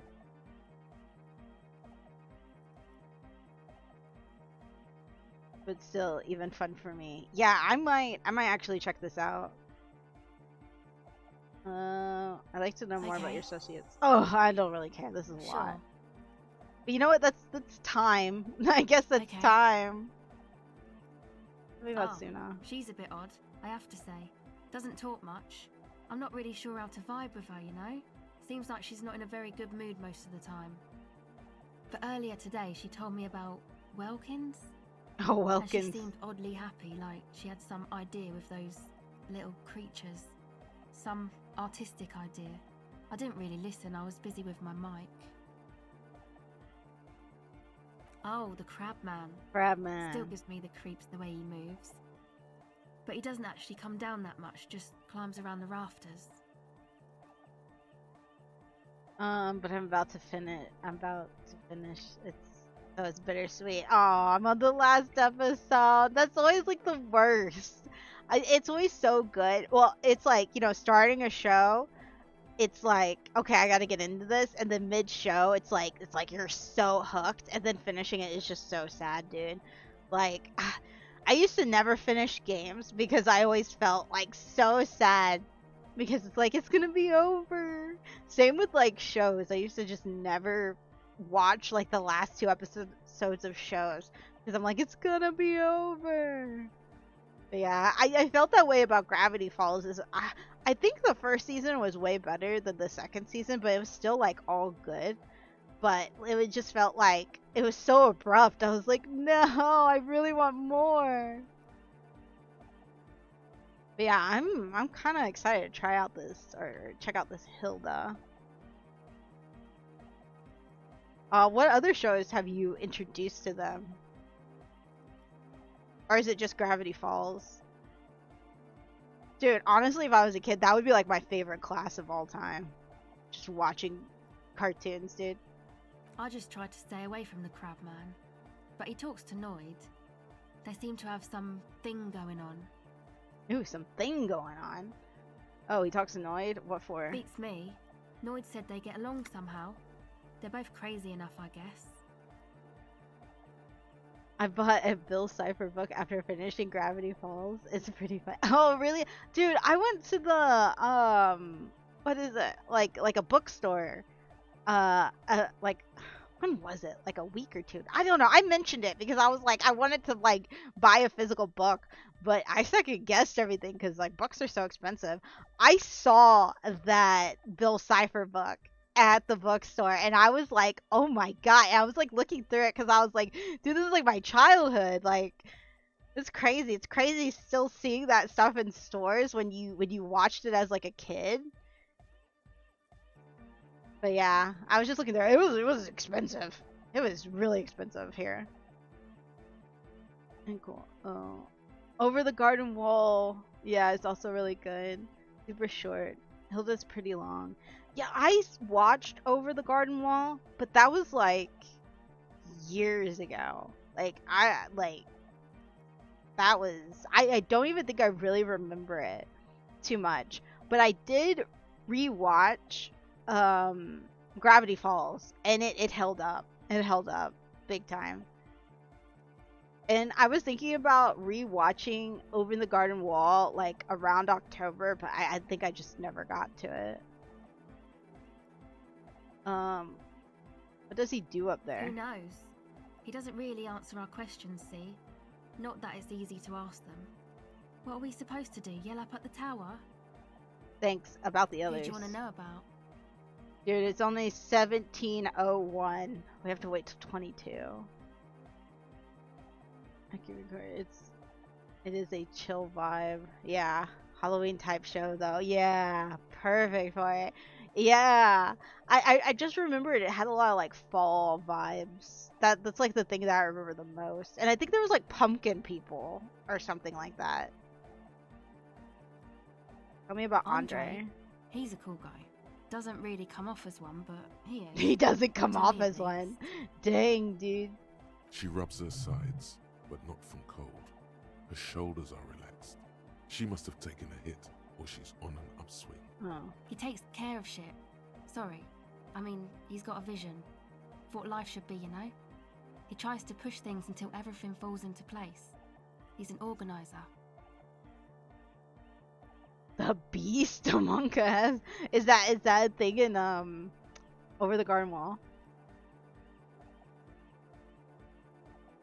I gotta rewatch it again. Dang. Like I said, I was gonna watch it on I was gonna watch it on like around October. I just didn't get to it. What has he organized? Nothing. But then again, there's nothing to organise around here either. He really wants this church thing to work. Oh, I think I learned. I could be completely wrong, but I think I heard somewhere recently that one of the voice actors in Over the Garden Wall is like Frodo from Lord of the Rings. Is that correct? Or am I completely wrong about that? Is that just some, like, false information? Elijah Wood. That sounds so familiar. I think that might be him. Must have taken it as a sign when he found it abandoned like that. Said it was an augury. I don't know where he got that from. Andre's not super intelligent. I've never seen him so psyched about anything, though. And he's often psyched. Looks sort of desperate, like it's his last chance or something. Or maybe he was just high. Yeah. I'm curious about one thing. I mean, not that he does drugs, just high, you know? On life, on his mother's love. Relax, girl. We're police officers, but we're corrupt, rotten to the marrow. You could tell us about drugs and shit. I don't give a fuck. On life. Yes. Anyway. Oh, did you give Mango the mod pack? I know he was asking for it on whatchamacallit. Do I need to send you a different key? Could it be that he's balding? Him thinking this is his last chance? Come to think of it, yes. She laughs. This is the first time you've heard her laugh. He's in some kind of a self-destruction mode with that hair of his. Bleaching it like that. Probably wants to get rid of it altogether. Is Andre your boyfriend? Yes. Oh! I didn't know that. Who do you want to know about? Tell me about He's Noid. a four-burger, I guess, like the rest of us. Okay, maybe not Egg, I don't know about him, but Noid and the rest are from Forberg, making the pilgrimage up north to visit the Panaceum. You have 209 mods? Holy crap. Dang, you're modding, dude. You're modding. I haven't plugged in the mods because I'm afraid of corrupting the stream world. Oh yeah, you do host the stream world. I was looking through them and a lot seemed really neat. Yeah, what stood out to you, Mango? Like which ones? I think, okay, I'm good to do like just a plain playthrough, like with Villy and that, like to finish our plain playthrough. But I definitely want to play again, and just like I definitely want the seasons mod. A lot of quality of life mods and early magic. Early magic seems really cool. It kind of sucks that you have to wait so long for magic. I wonder.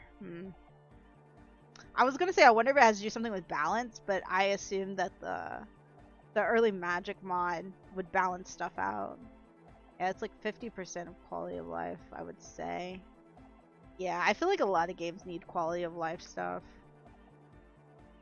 Just because I feel like once you play stuff enough,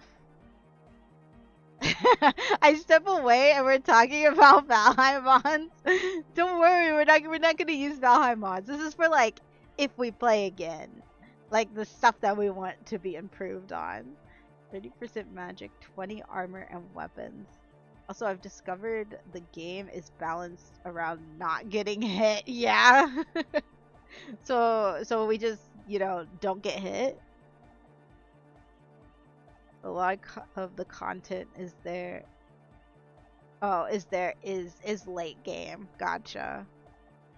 He's real hardcore about the lifestyle. Yeah, I've never got past Swamp. I don't even think I've ever finished Swamp. We always stopped at Swamp. He's real hardcore about his lifestyle. What does he do? What do you mean do? Like for a living? Yes. He's a carpenter. Oh, trained and cool. all. He's very good. He just doesn't have the mindset to work like that. That's why he In has a all shop those somewhere. tools.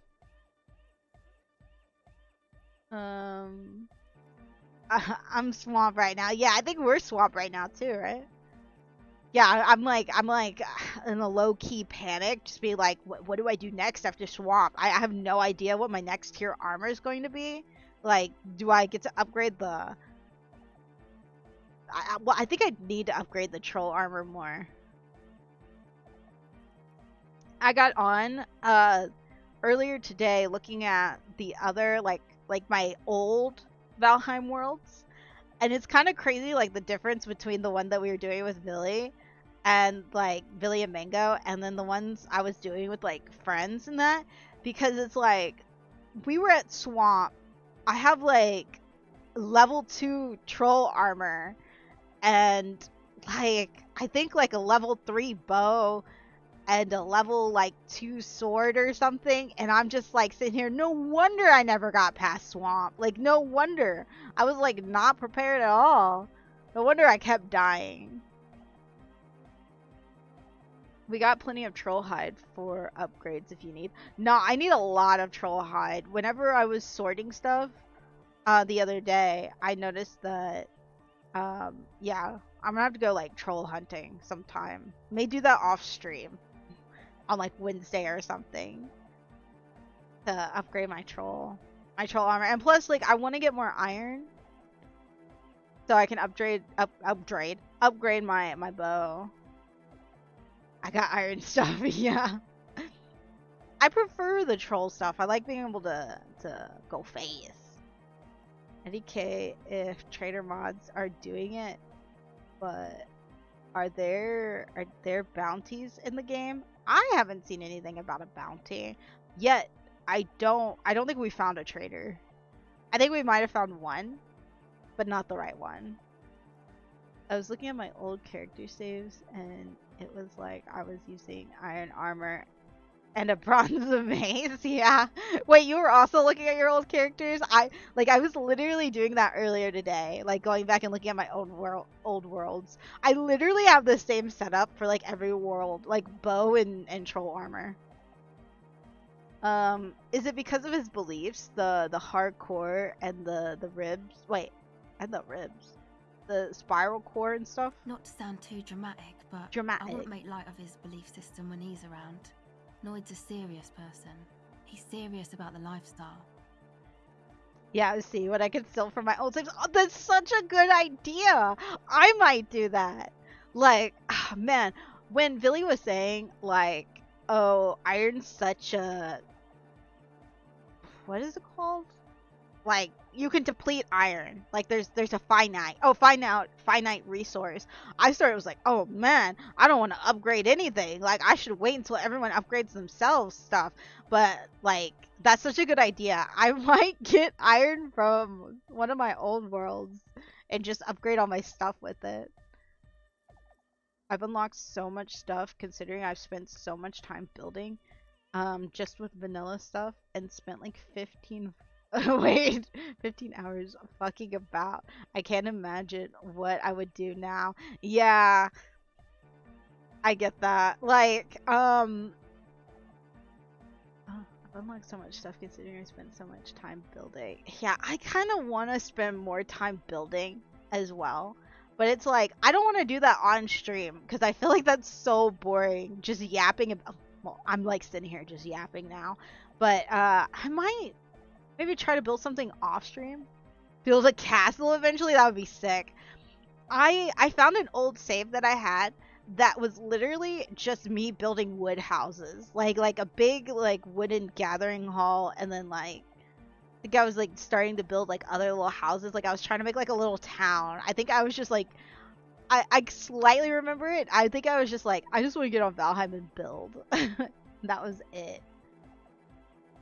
But that was like probably whenever it first came out.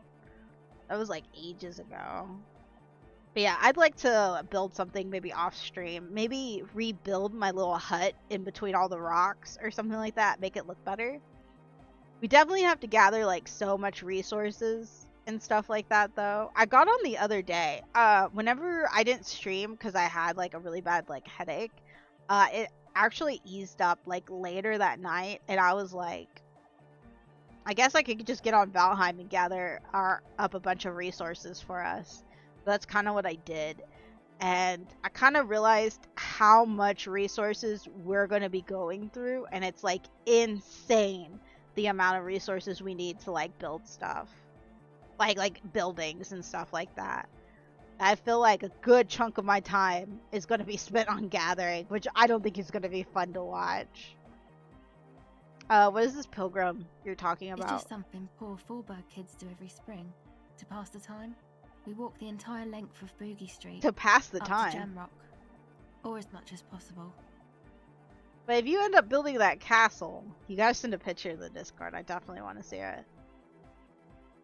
I don't know, man. Have you been down Boogie Street? It's a little bewildering. Let's say I haven't been down Boogie Street. Oh, I'm sorry. Have I not told you I'm a raging alcoholic who recently drank himself into an oblivion so deep that I can't remember the sounds. What sounds like the biggest street in the city?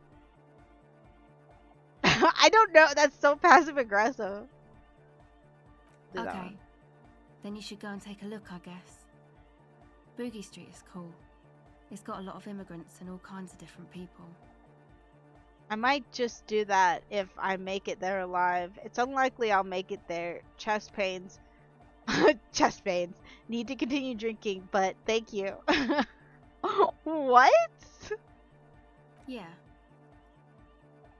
Tell me about the Who do others. you want to know about? Okay. Dude, we're having this whole long conversation, and it's only 1709, dude. 1709. What do you mean? What does he think he's doing when he yells all that stuff? Where is he from? How long has he been with you guys? Actually, we don't know where he's from, or who he is, really. One time we were out partying somewhere in backwater Forburg. Or maybe even Coal City. I Coal can't City. remember. Maybe it was Coal City. Egg was yelling along to some jam someone was spinning, all night long. Just kept yelling until he didn't have a shred of voice left. When the sun came up over the mines. There were mines? Yeah. It was in Coal City. Coal City. She nods. Egg came with us. He made this wheezing puppy dog sound all the way What? back. Didn't even speak. It was definitely Coal City, because it took us 2 days to walk back to the fort. He just wheezed the whole way. What? He never really asked why he came with us, or who he was. I think his name is Jermaine. Jermaine. People are sweet. She says You quietly. can see it must have been a great night. The memory causes her to go silent for a moment or two. You wish you'd been there. Dang. To be honest, there might be a bunch of mod conflicts I'm just not aware of. Like, for example, one quality of life mod for ore mines didn't spawn a key. Oh, from the deer boss. It was supposed to spawn, but I've never seen anything game breaking so far. It only crashed when I clicked the... Oh, a bunch while loading. Gotcha. Sorry for the Disco Elysium linked cap. No. It's good, it's good. I need to find if you guys have any ideas of how I can pass time in this game, because like we're waiting for 22. Time 22. 2200. It's only 1712.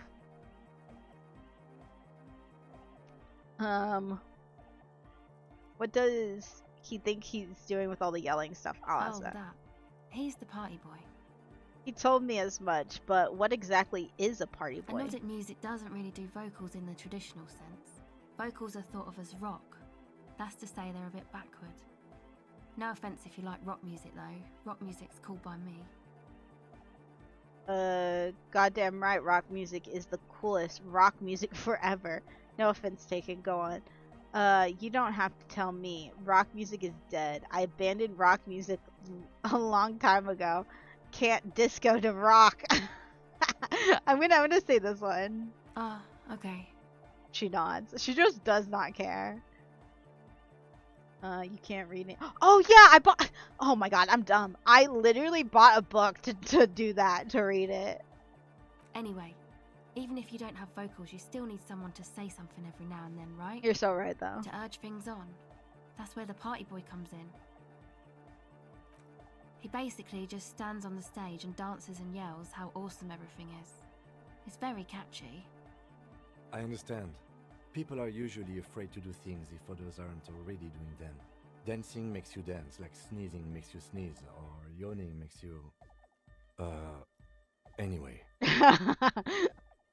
He looks around a little embarrassed of his enthusiasm, of the enthusiasm of his interjection. We certainly saw that in practice, didn't we? Yes, I suppose we did. Tore that shit up. Tore it to pieces. Heck yeah. Tell me more about Egg. What do you want to know?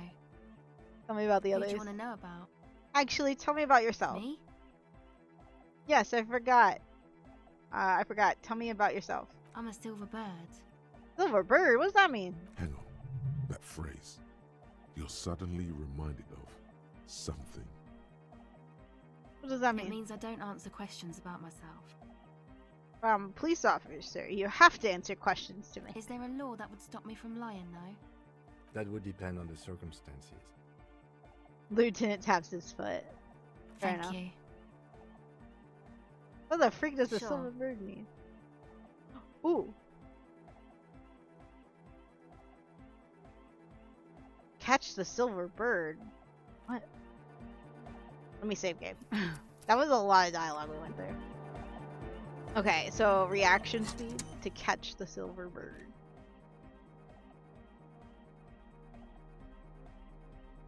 That's hand-eye.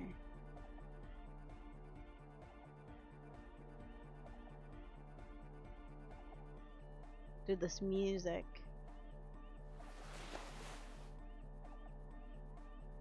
Do we have anything else? That's negative reaction speed.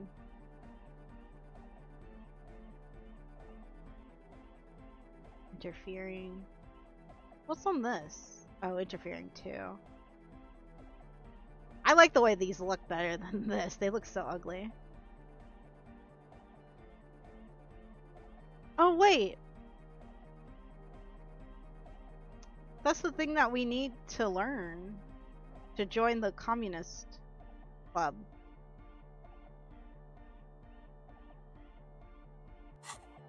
I'm trying to play Slay the Spire 2 on my second monitor. Oh, I'm too Eevee to think. I'm stuck in shop. Yeah, I get that, dude. Okay. What's catch the silver bird Hard cop. means? What's she say? Hard cop. O pasado de agente. It flutters by your ear. It's what the Zemoyaki, the Gradian community in Revachol, call a person who never breaks under interrogation. It's an organized crime term. I remember now. It's someone who owes a break. Okay. Excuse me? She casually brushes her hand through her hair. She's attempting to remain calm, but the phrase made her flinch. What do you mean? The silver bird. Alright. My father was a Zemyaki. He died years ago. He was a bad man. Not a lot of good things to say about him and what he did. He bought the family a huge house, so we got to live, at least temporarily, in a giant castle in Jamrock. And then he died. What happened next? Oh, I can imagine what follows after. Never mind. Oh yeah, what happened next? Oop. What do you think? The competition came and took everything away. It was like in a war zone. She's gritting her teeth. So after his death, we had nothing left, and we were in danger. My mother had to change her name, mine too. We left it all behind. Are you sure about that? What about this drug lab plan? It was a stupid idea, and I'm still disappointed I came up with it. Oh wow, she came up with it? Aren't there any local authorities who might look down on such activities? I took that into account, of course. Coordinated the operation with the débardeurs, else they might get unhappy. So what are you? So what you're saying is Everett authorized this? Not in person, but I let him know. He can't do anything without the fat ones getting wind. It wasn't too difficult to convince him, really.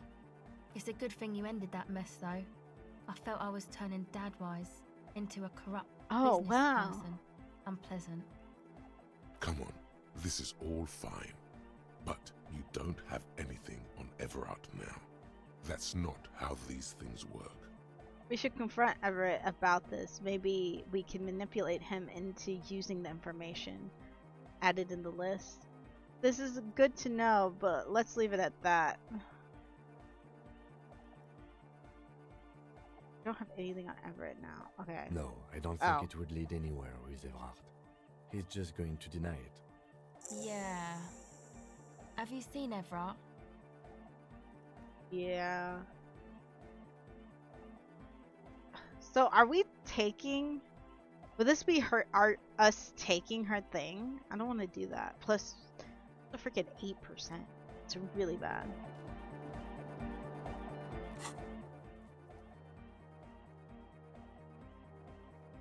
That's Everett about... Okay.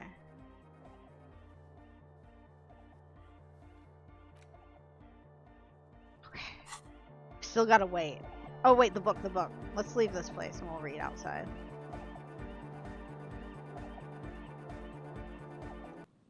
Okay, I'm gonna save. Oh, that was a quick save. Oh! Let's save. Alright, now we're gonna read the book. Last time. Oh wait, that's empathy.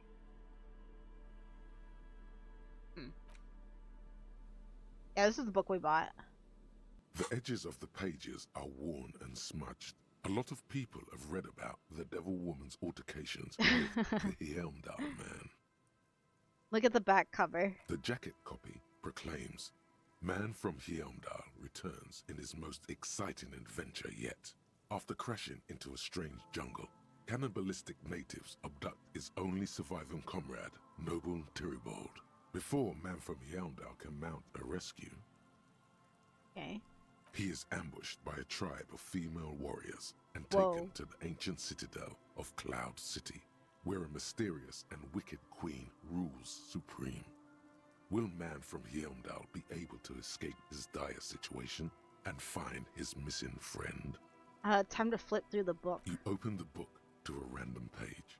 Man from Helmdall, wielding his two Zweihanders, is carving through a sea of savages, his visage fixed in grim determination.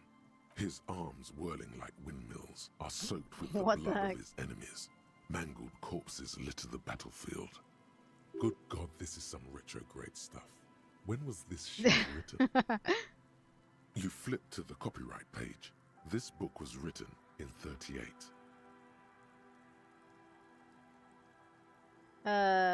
Oh shit, gritty and heroic. Let's give this a chance. Berserker rage burns in his azure-hued eyes as he brings glory and honor to his long-lost Heimdalla tribe. From the village of Heimdall, the ivory giant roars like an ice bear, and the winds of Gatla howl out his name. I feel like we should just continue. Dude, I have this problem whenever I read books, is that even if I hate it, and even if it's like super bad, I feel like I can't like DNF it. Like I just have to keep going. Like I have to just finish it, even if it's like making me miserable, and I like rant about it like to my friends like all the time, or used to, and they'll be like, "Why are you still reading it?" I'm just like, "Cause I want to finish it, just to finish it." Dude, I have 17 hours in the game and just opened a chest that had literally nothing inside. Yeah. Dang, dude. You empty.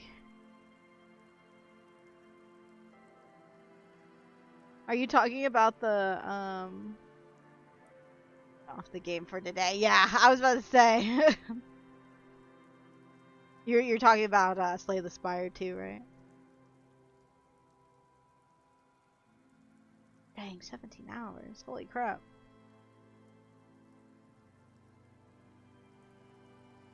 I feel like you got pretty far.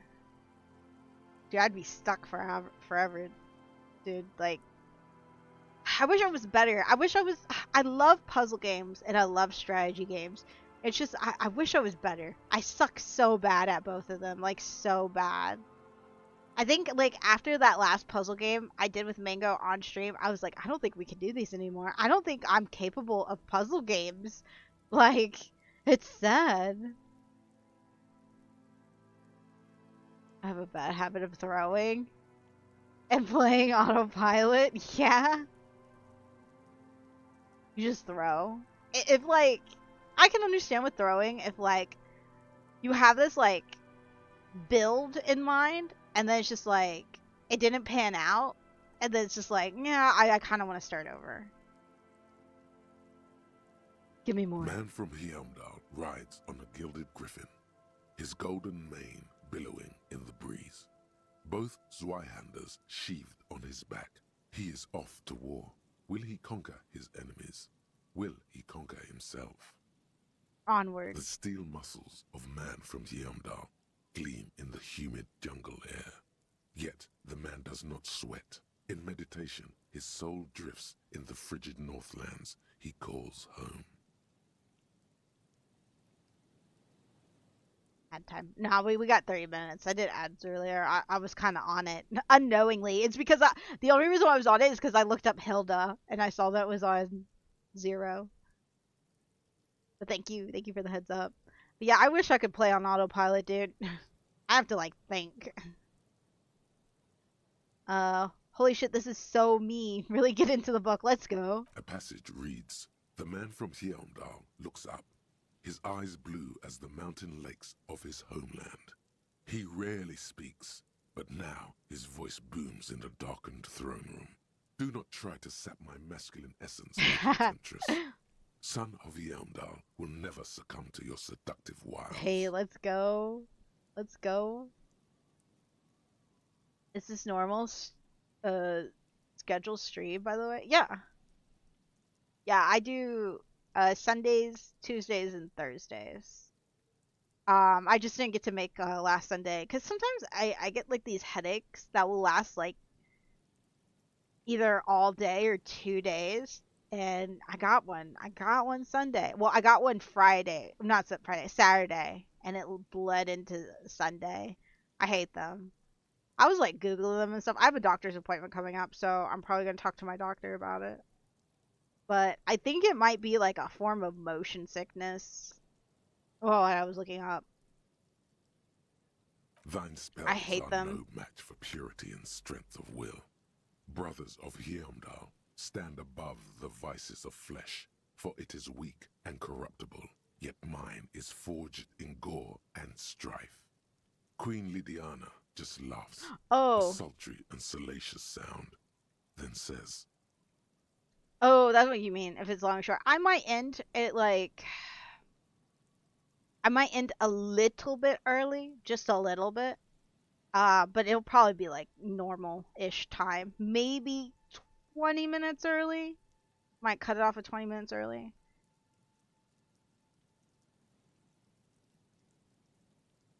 "I have grand plans for you, man from Heimdall." She gestures her diabolical hand toward an array of potions and unguents. "First, you shall please me.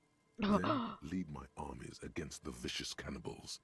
Not a muscle moves in the face of the man from Heimdall. Yet inside, there is turmoil. This goes against all he holds sacrosanct." But yeah, usually, what is it? Tuesdays and Thursdays will always be like mainly normal length. But it's always Sundays that are a bit iffy now. They're usually going to be a little bit short. They may be the same length. It's just they're getting a little busy for me. But I didn't do anything last Sunday. I was like out. I was sleeping. Yeah. So usually 3 hours I stream. Wow, this is epic. I keep hoping it would get better, but this writing is terrible and repetitive. Sometimes it's funny to read a bad book. What do you even know about literature? Oh. Have you ever read a book in your life? Of course I have. Maybe. I don't know. Man from Heimdall has no time for illiterates. The book is done with you. Dang, no! You open his arms whirling like, good God, this is some retrograde stuff. You flip to the copyright page. No, we gotta see how it ends. Burns. Man from Heimdall rides on the steel muscles of man. A passage reads, "Thine spells are no match for purity and strength of will." Okay.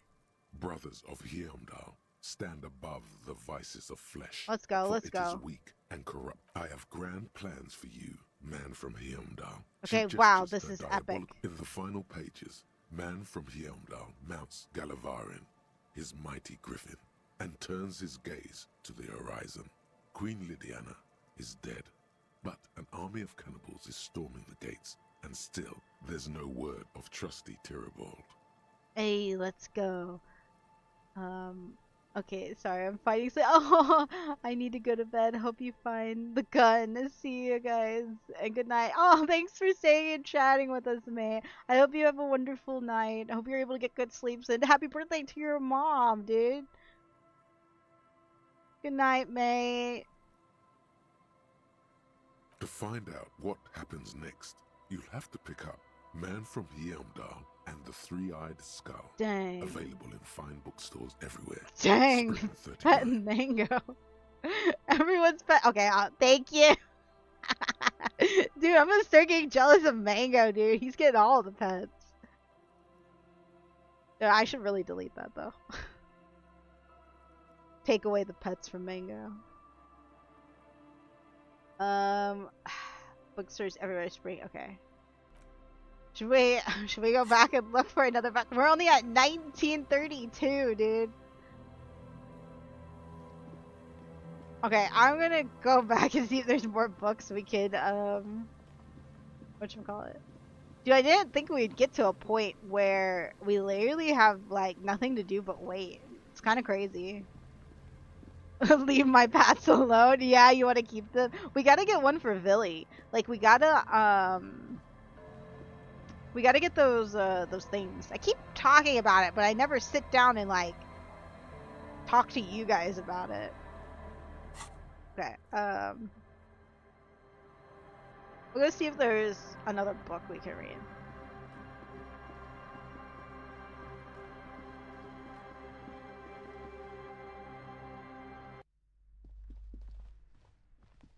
The display rack is brimming with worn paperbacks featuring an extremely muscular, sword-wielding barbarian on the cover. Nearly all the titles. Dude, are we literally just gonna spend our money on books? I just realized. We're just spending our money to pass time, dude. Is there anything up here? Shelves filled to the brim with crime novels featuring the supposedly Okay, yeah. Of course. We'll get that one. Doll. Oh, I was clicking a bookshelf that you can't click. Shelves full of biography. I think these are maps over here. This bookstore is Okay. not. All right, let me save. If I am remembering correctly, I think this book can hurt me. I think in the past I read this book and it mentally hurt me. Wait. Let's put on the hat. While we read the book. Oh, we had the Hyundai shirt on while we read the book. We're a true fan. Let's go. Okay. Oh, look at that cover. I like that. In your hand, you hold Dick Mullen and the Mistaken Identity. The brittle paperback feels fragile to the touch. Examine the cover. The cover features a pastiche of different scenes. In the foreground, a man in a dark overcoat clutches a pistol to his chest. Rising up behind him are two silhouettes wrapped in a passionate embrace. The tagline reads, Detective Dick Mullen must prove his innocence after an old friend is murdered by someone who looks just like Dick Mullen. Sick. That seems to sum up the premise nicely. Needless to say, it violates nearly every RCM regulation for a detective to investigate a murder in which he is a suspect. Yeah. Are you really reading that, detective? I really need to know who this Dick Mullen guy is. Good luck finding it. He's not much of a character, I think you'll find. Just a stand-in for the reader. Oh. The Start story reading. opens with a knock at the door. Detective Dick Mullen is greeted by an old friend, Charlie Spillane, who's come to Mullen to ask a favor on this dark and cold night. Dude, I'm so intrigued by this. I'm ready. Spillane needs Mullen to drive him in from Vespa to a small town along the Insulindian coast. Despite his friend's apparent agitation, Mullen does as he's asked, then returns home where he passes out drunk, as he does most nights. Just like us. Just like us. An extremely unprofessional and hurtful stereotype that's offensive to all upstanding officers of the law. Look, I can't judge. I don't need to read this. I'm going to say, look, I can't judge. 2 days later, Mullen is arrested by the Vesper police and charged with the murder of Charlie Spillane.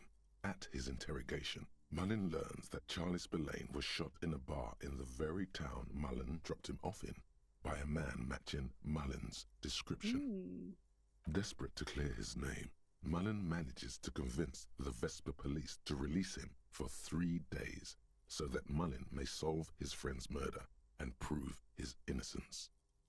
Cops release their prime murder suspect so he can find the real killer? Are you shitting me? What's the matter, detective? The lieutenant turns you with a start. I don't know who's writing this shit, but I get the feeling they aren't experts on homicide The investigations. lieutenant shrugs, resigned to the idea that his profession will rarely, if ever, be accurately represented in art and literature. They're not shitting you, detective. This is what the writers think passes for police procedure. Okay, so Mullen didn't do it. Keep reading. Of course, Mullen didn't do it. That's the whole premise of the book. Anyway, Mullen returns to the seaside bar where Spillane was murdered and meets a beautiful, mysterious woman named Diana Deneva. Now it's getting interesting. Keep reading. Nice. A dame. Okay, yeah. Deneuve reveals that she was Spillane's lover and that he was mixed up with a local amphetamine smuggling operation.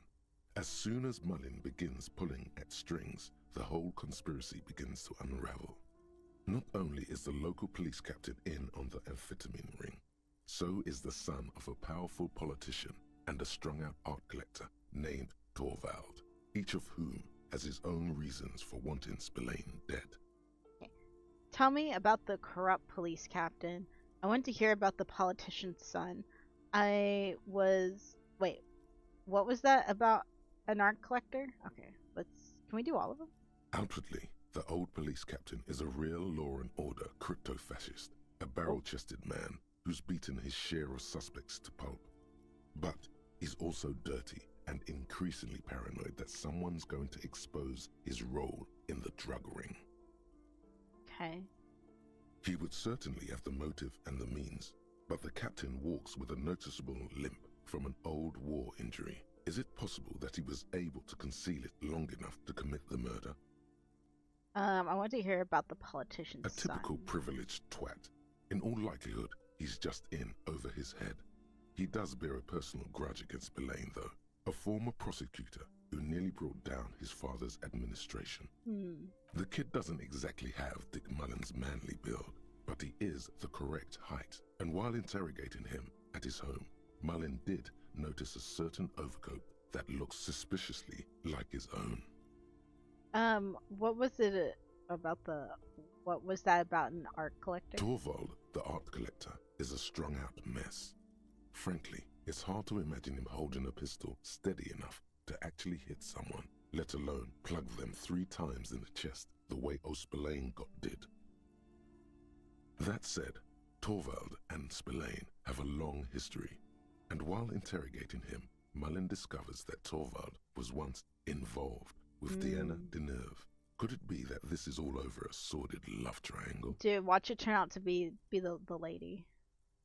Okay, let's get on with the story. One evening, Diana Deneuve comes to Mullen's hostel room in tears. The two of them drink half a bottle of vodka, and soon they're seeking comfort in each other's arms. What the heck?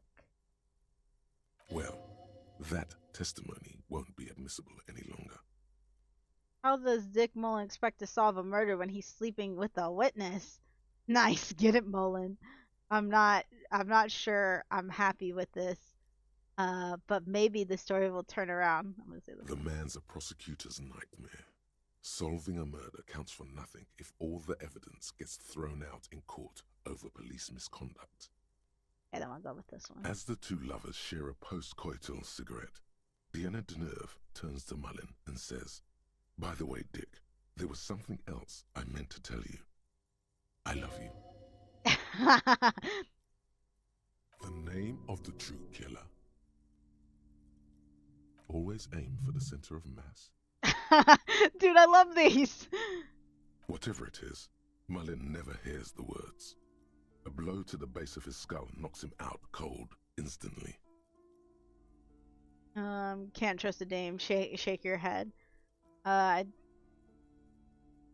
Yeah. Who can you trust in this wicked, messed up world? Oh, your partner. Look at Kim. No one. Just your own two eyes. No one. You gotta go with your gut. Dude, oh my god. If Kim turns out to be like, I don't know, something, that would be like the twist of the century, dude. No, we trust him too much. The lieutenant gives you a quizzical expression in return. You go back to the story. I like that he's just sitting there as we're reading books. Like, we literally read a book out in the rain and he's just standing there. When Mullen comes to, Deneuve is dead on the hostel bed next to him. To make matters worse, his clothes are covered with her blood. Oh, she's dead? Okay. Double fuck. Mullen trashes his blood-stained clothes and flees the hostel, knowing it's only a matter of hours before the cops discover Deneuve's body. If they haven't been tipped off already.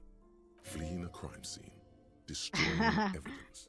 Even if Detective Mullen didn't commit the murder, he should be facing years behind bars. The heat is on. If Dick Mullen can't solve both murders before the cops catch up to him, he's going away for life. Can you solve the case before the cops close in? Wait, I've got a question. What first. is it, Detective? Why does everyone close to Dick Mullen end up dead? Why did Dick Mullen become a detective in the first place? Why bother solving crimes when the world is so evil? There was never a time when he wasn't a detective. He was born a detective. Was I not born to be a detective? For a moment, you cease to read the story on the page and see the book for what it is. A collection of brittle, cheaply printed pages held together by glue made from the hooves of horses. From nowhere, you hear the screech of sneakers on a waxed floor, and you feel the burn of rope against your hands. Are these figments of some other life? You won't find the answers you're looking for here, in other words. Why does everyone close to Dick Mullen wind up dead? It's a dangerous line of work, but somebody has to do it. That's why Dick Mullen never lets anyone get too close. What's the matter? Afraid you've been hacking up your friends' bodies in the night? Oh, what? You are the murderer after all. Ooh, it's 2150. Okay, I don't have any more questions. So, I figured it who out. did it, Detective? Who killed Charlie Spillane and Deanna Deneuve? Did the men. The dirty police captain, the junkie art collector, the political twat's son, Dick Mullen. Ooh, who do we think did it? I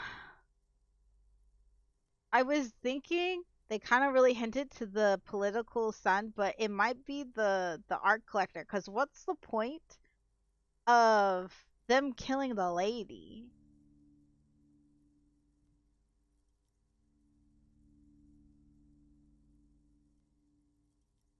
Could be. Who knows?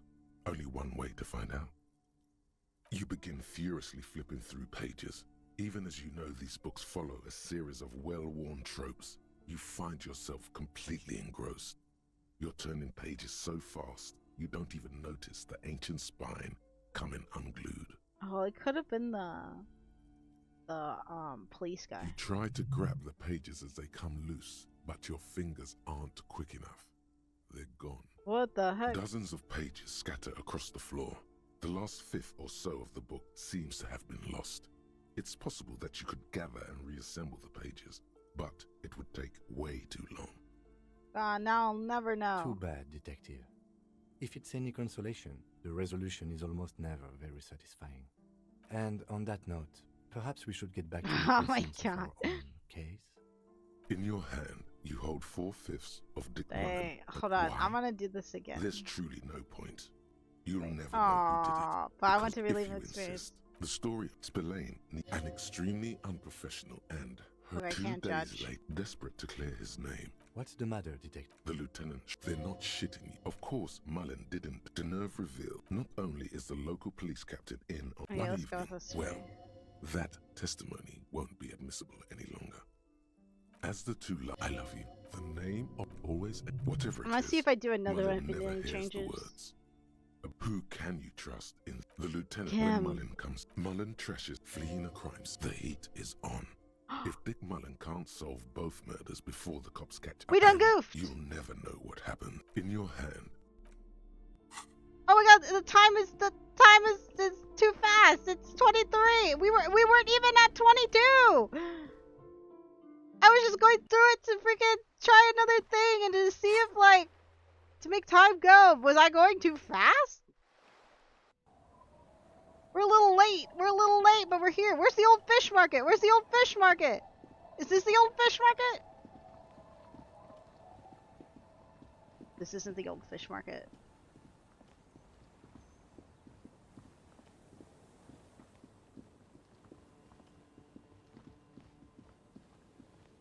Is it over here? I can't believe I done goofed so bad. Is it here? Don't auto-save this.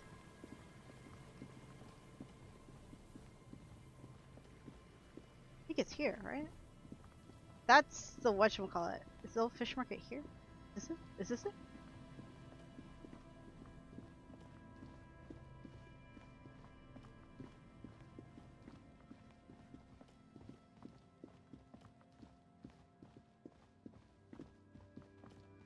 Dang, I don't know where the old fish market is! I gotta Google it!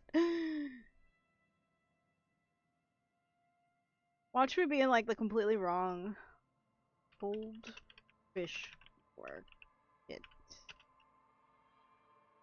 Disco Elysium.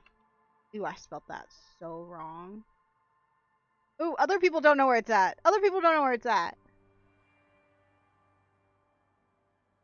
Oh, it's on the left?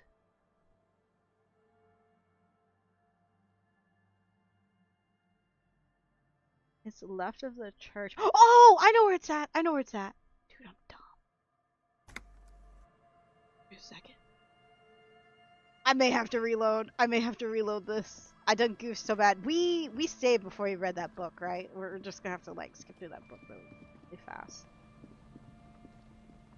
Nah, she'll wait there an hour, right? She'll wait there an hour.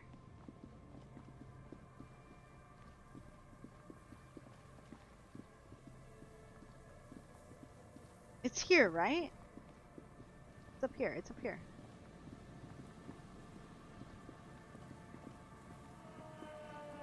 Whoa! Put your hands where I can see them. She did wait an hour. Let's go. Dang, she's crazy.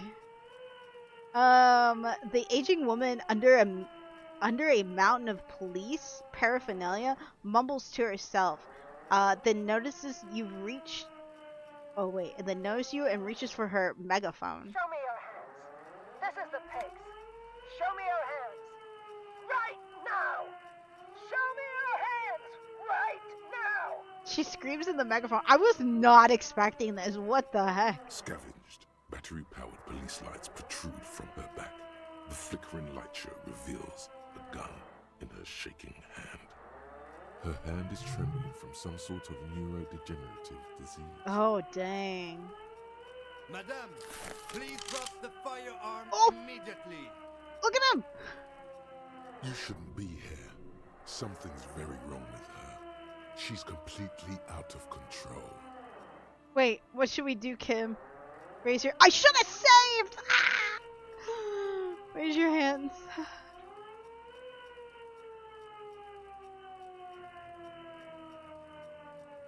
No, the tear is mine. I collect it. What does that mean? Easy, ma'am. Take it easy. We'll do that. Failure to comply.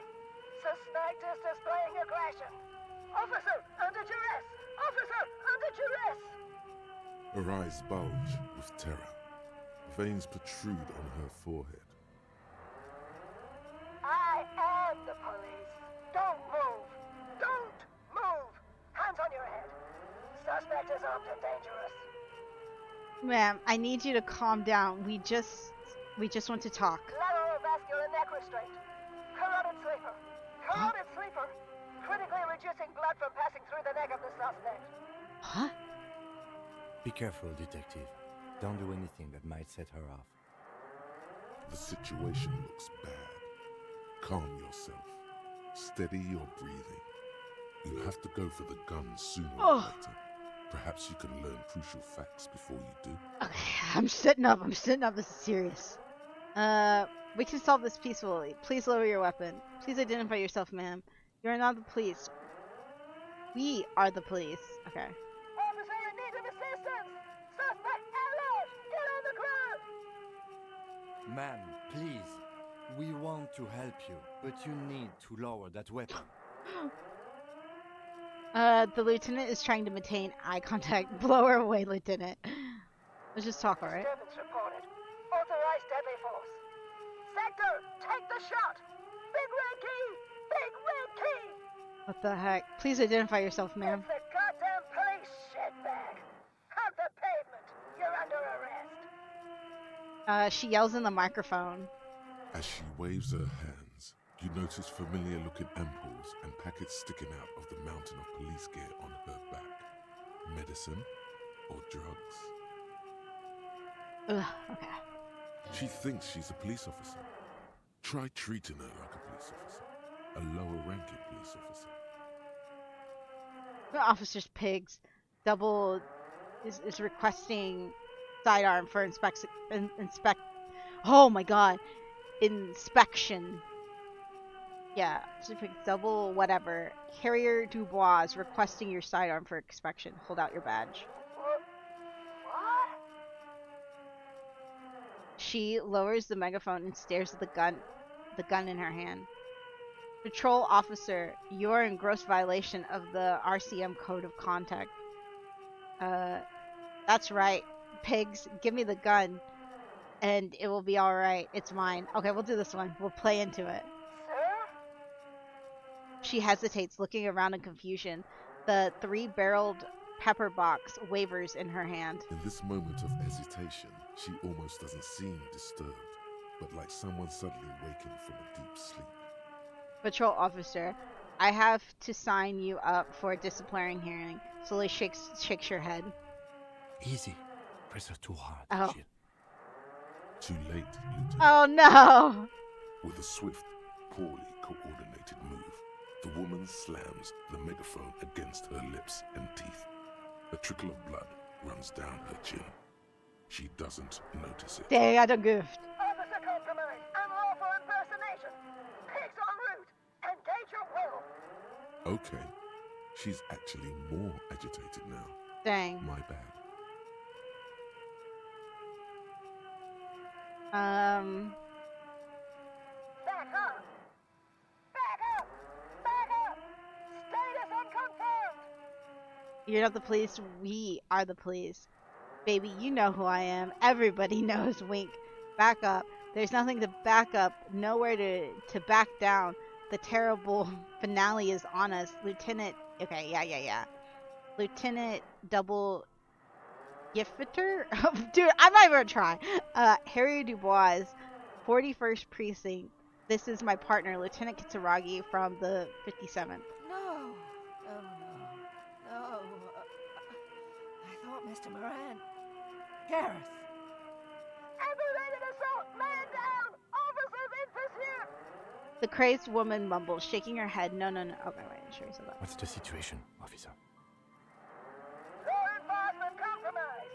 Impersonating a police officer! Okay.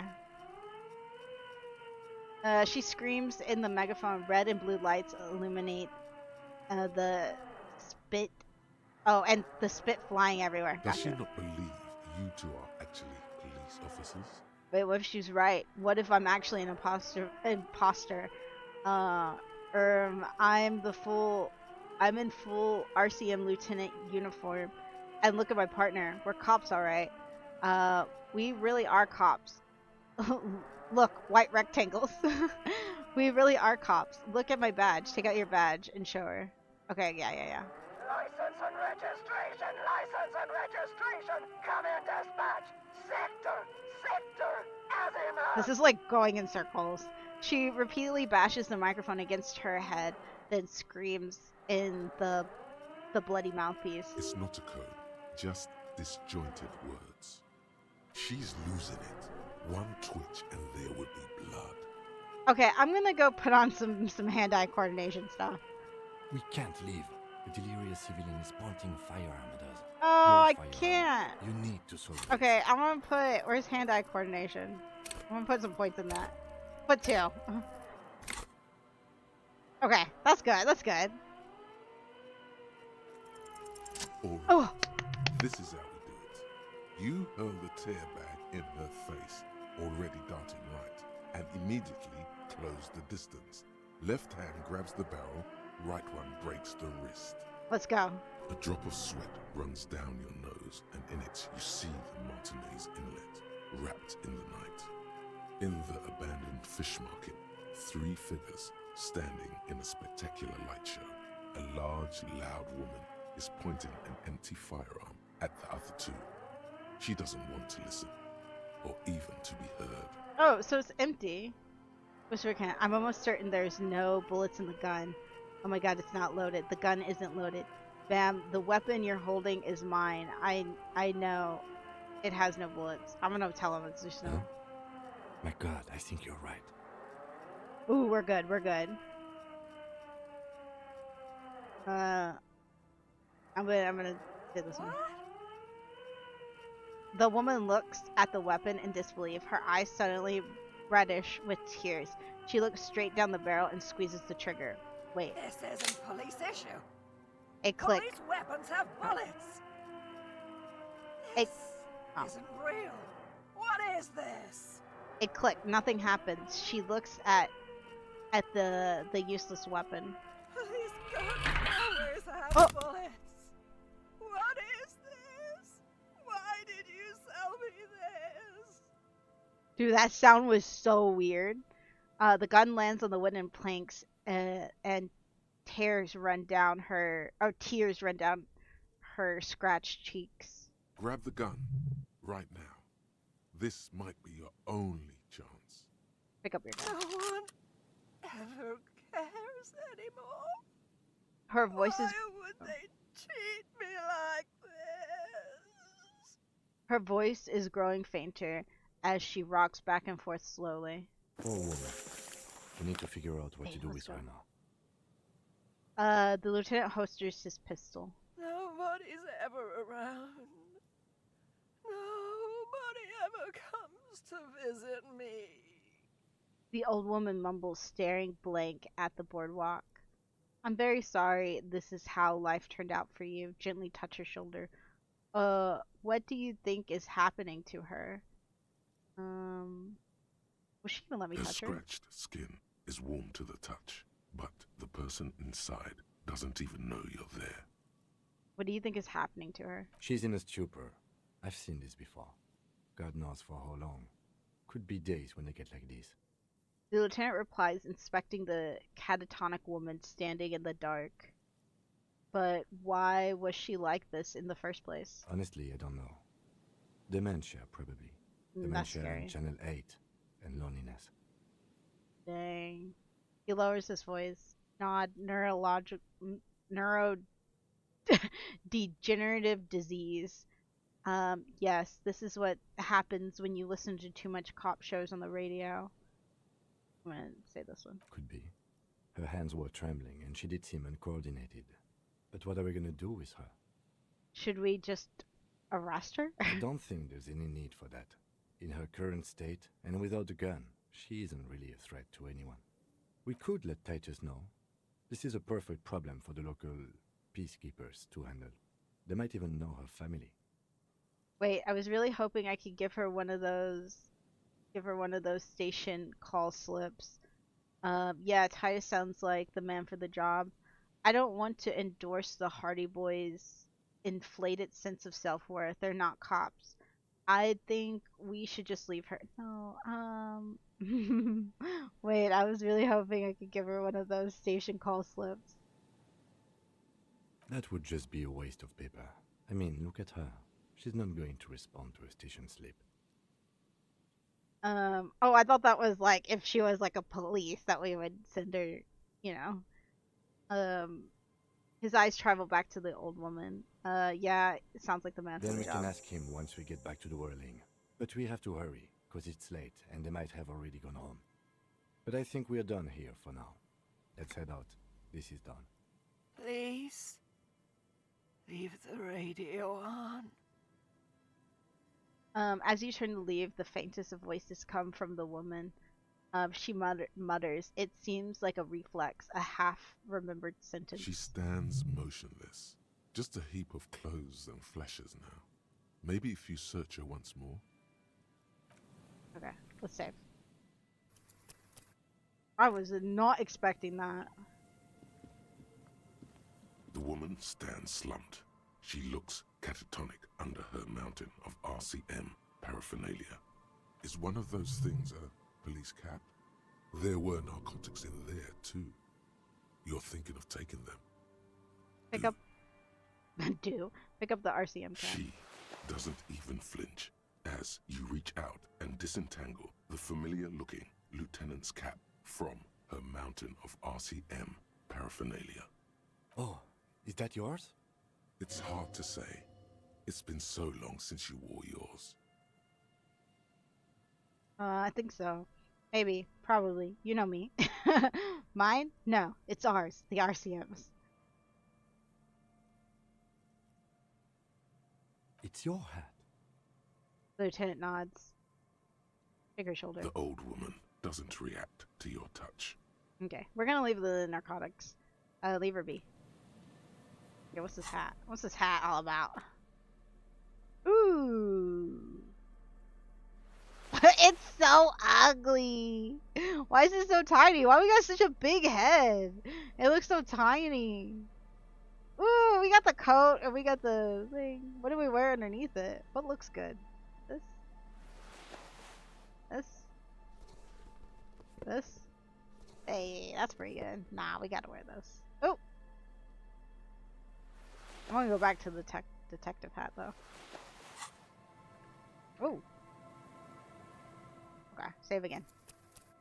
Can't save too much. Can we teleport, please? No. Didn't think so. Didn't think it was going to be that nice to us. Okay, let's see if we can get back to Whirling Rags in time to talk to Titus. And then we'll probably end there. If we can't talk to Titus, we'll probably just end. I don't know if he'll still be there. He's gotta be.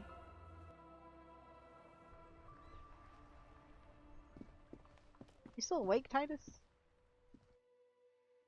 No! Dang. He probably would have been here if, like, we got here earlier. Or if, like, we talked to her earlier. Because it's 23:33. Alright. Even though I saved, I'm gonna save again. We will end here for today. Just a little bit early. I guess it's like 10 minutes early. Let's see who we can raid. Real quick. Let's see if any of our friends are on.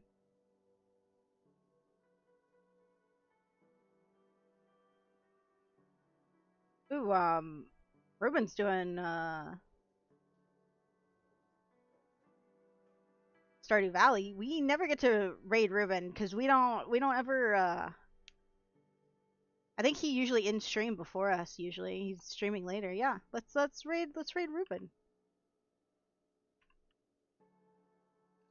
Oh, let me get cat locks off.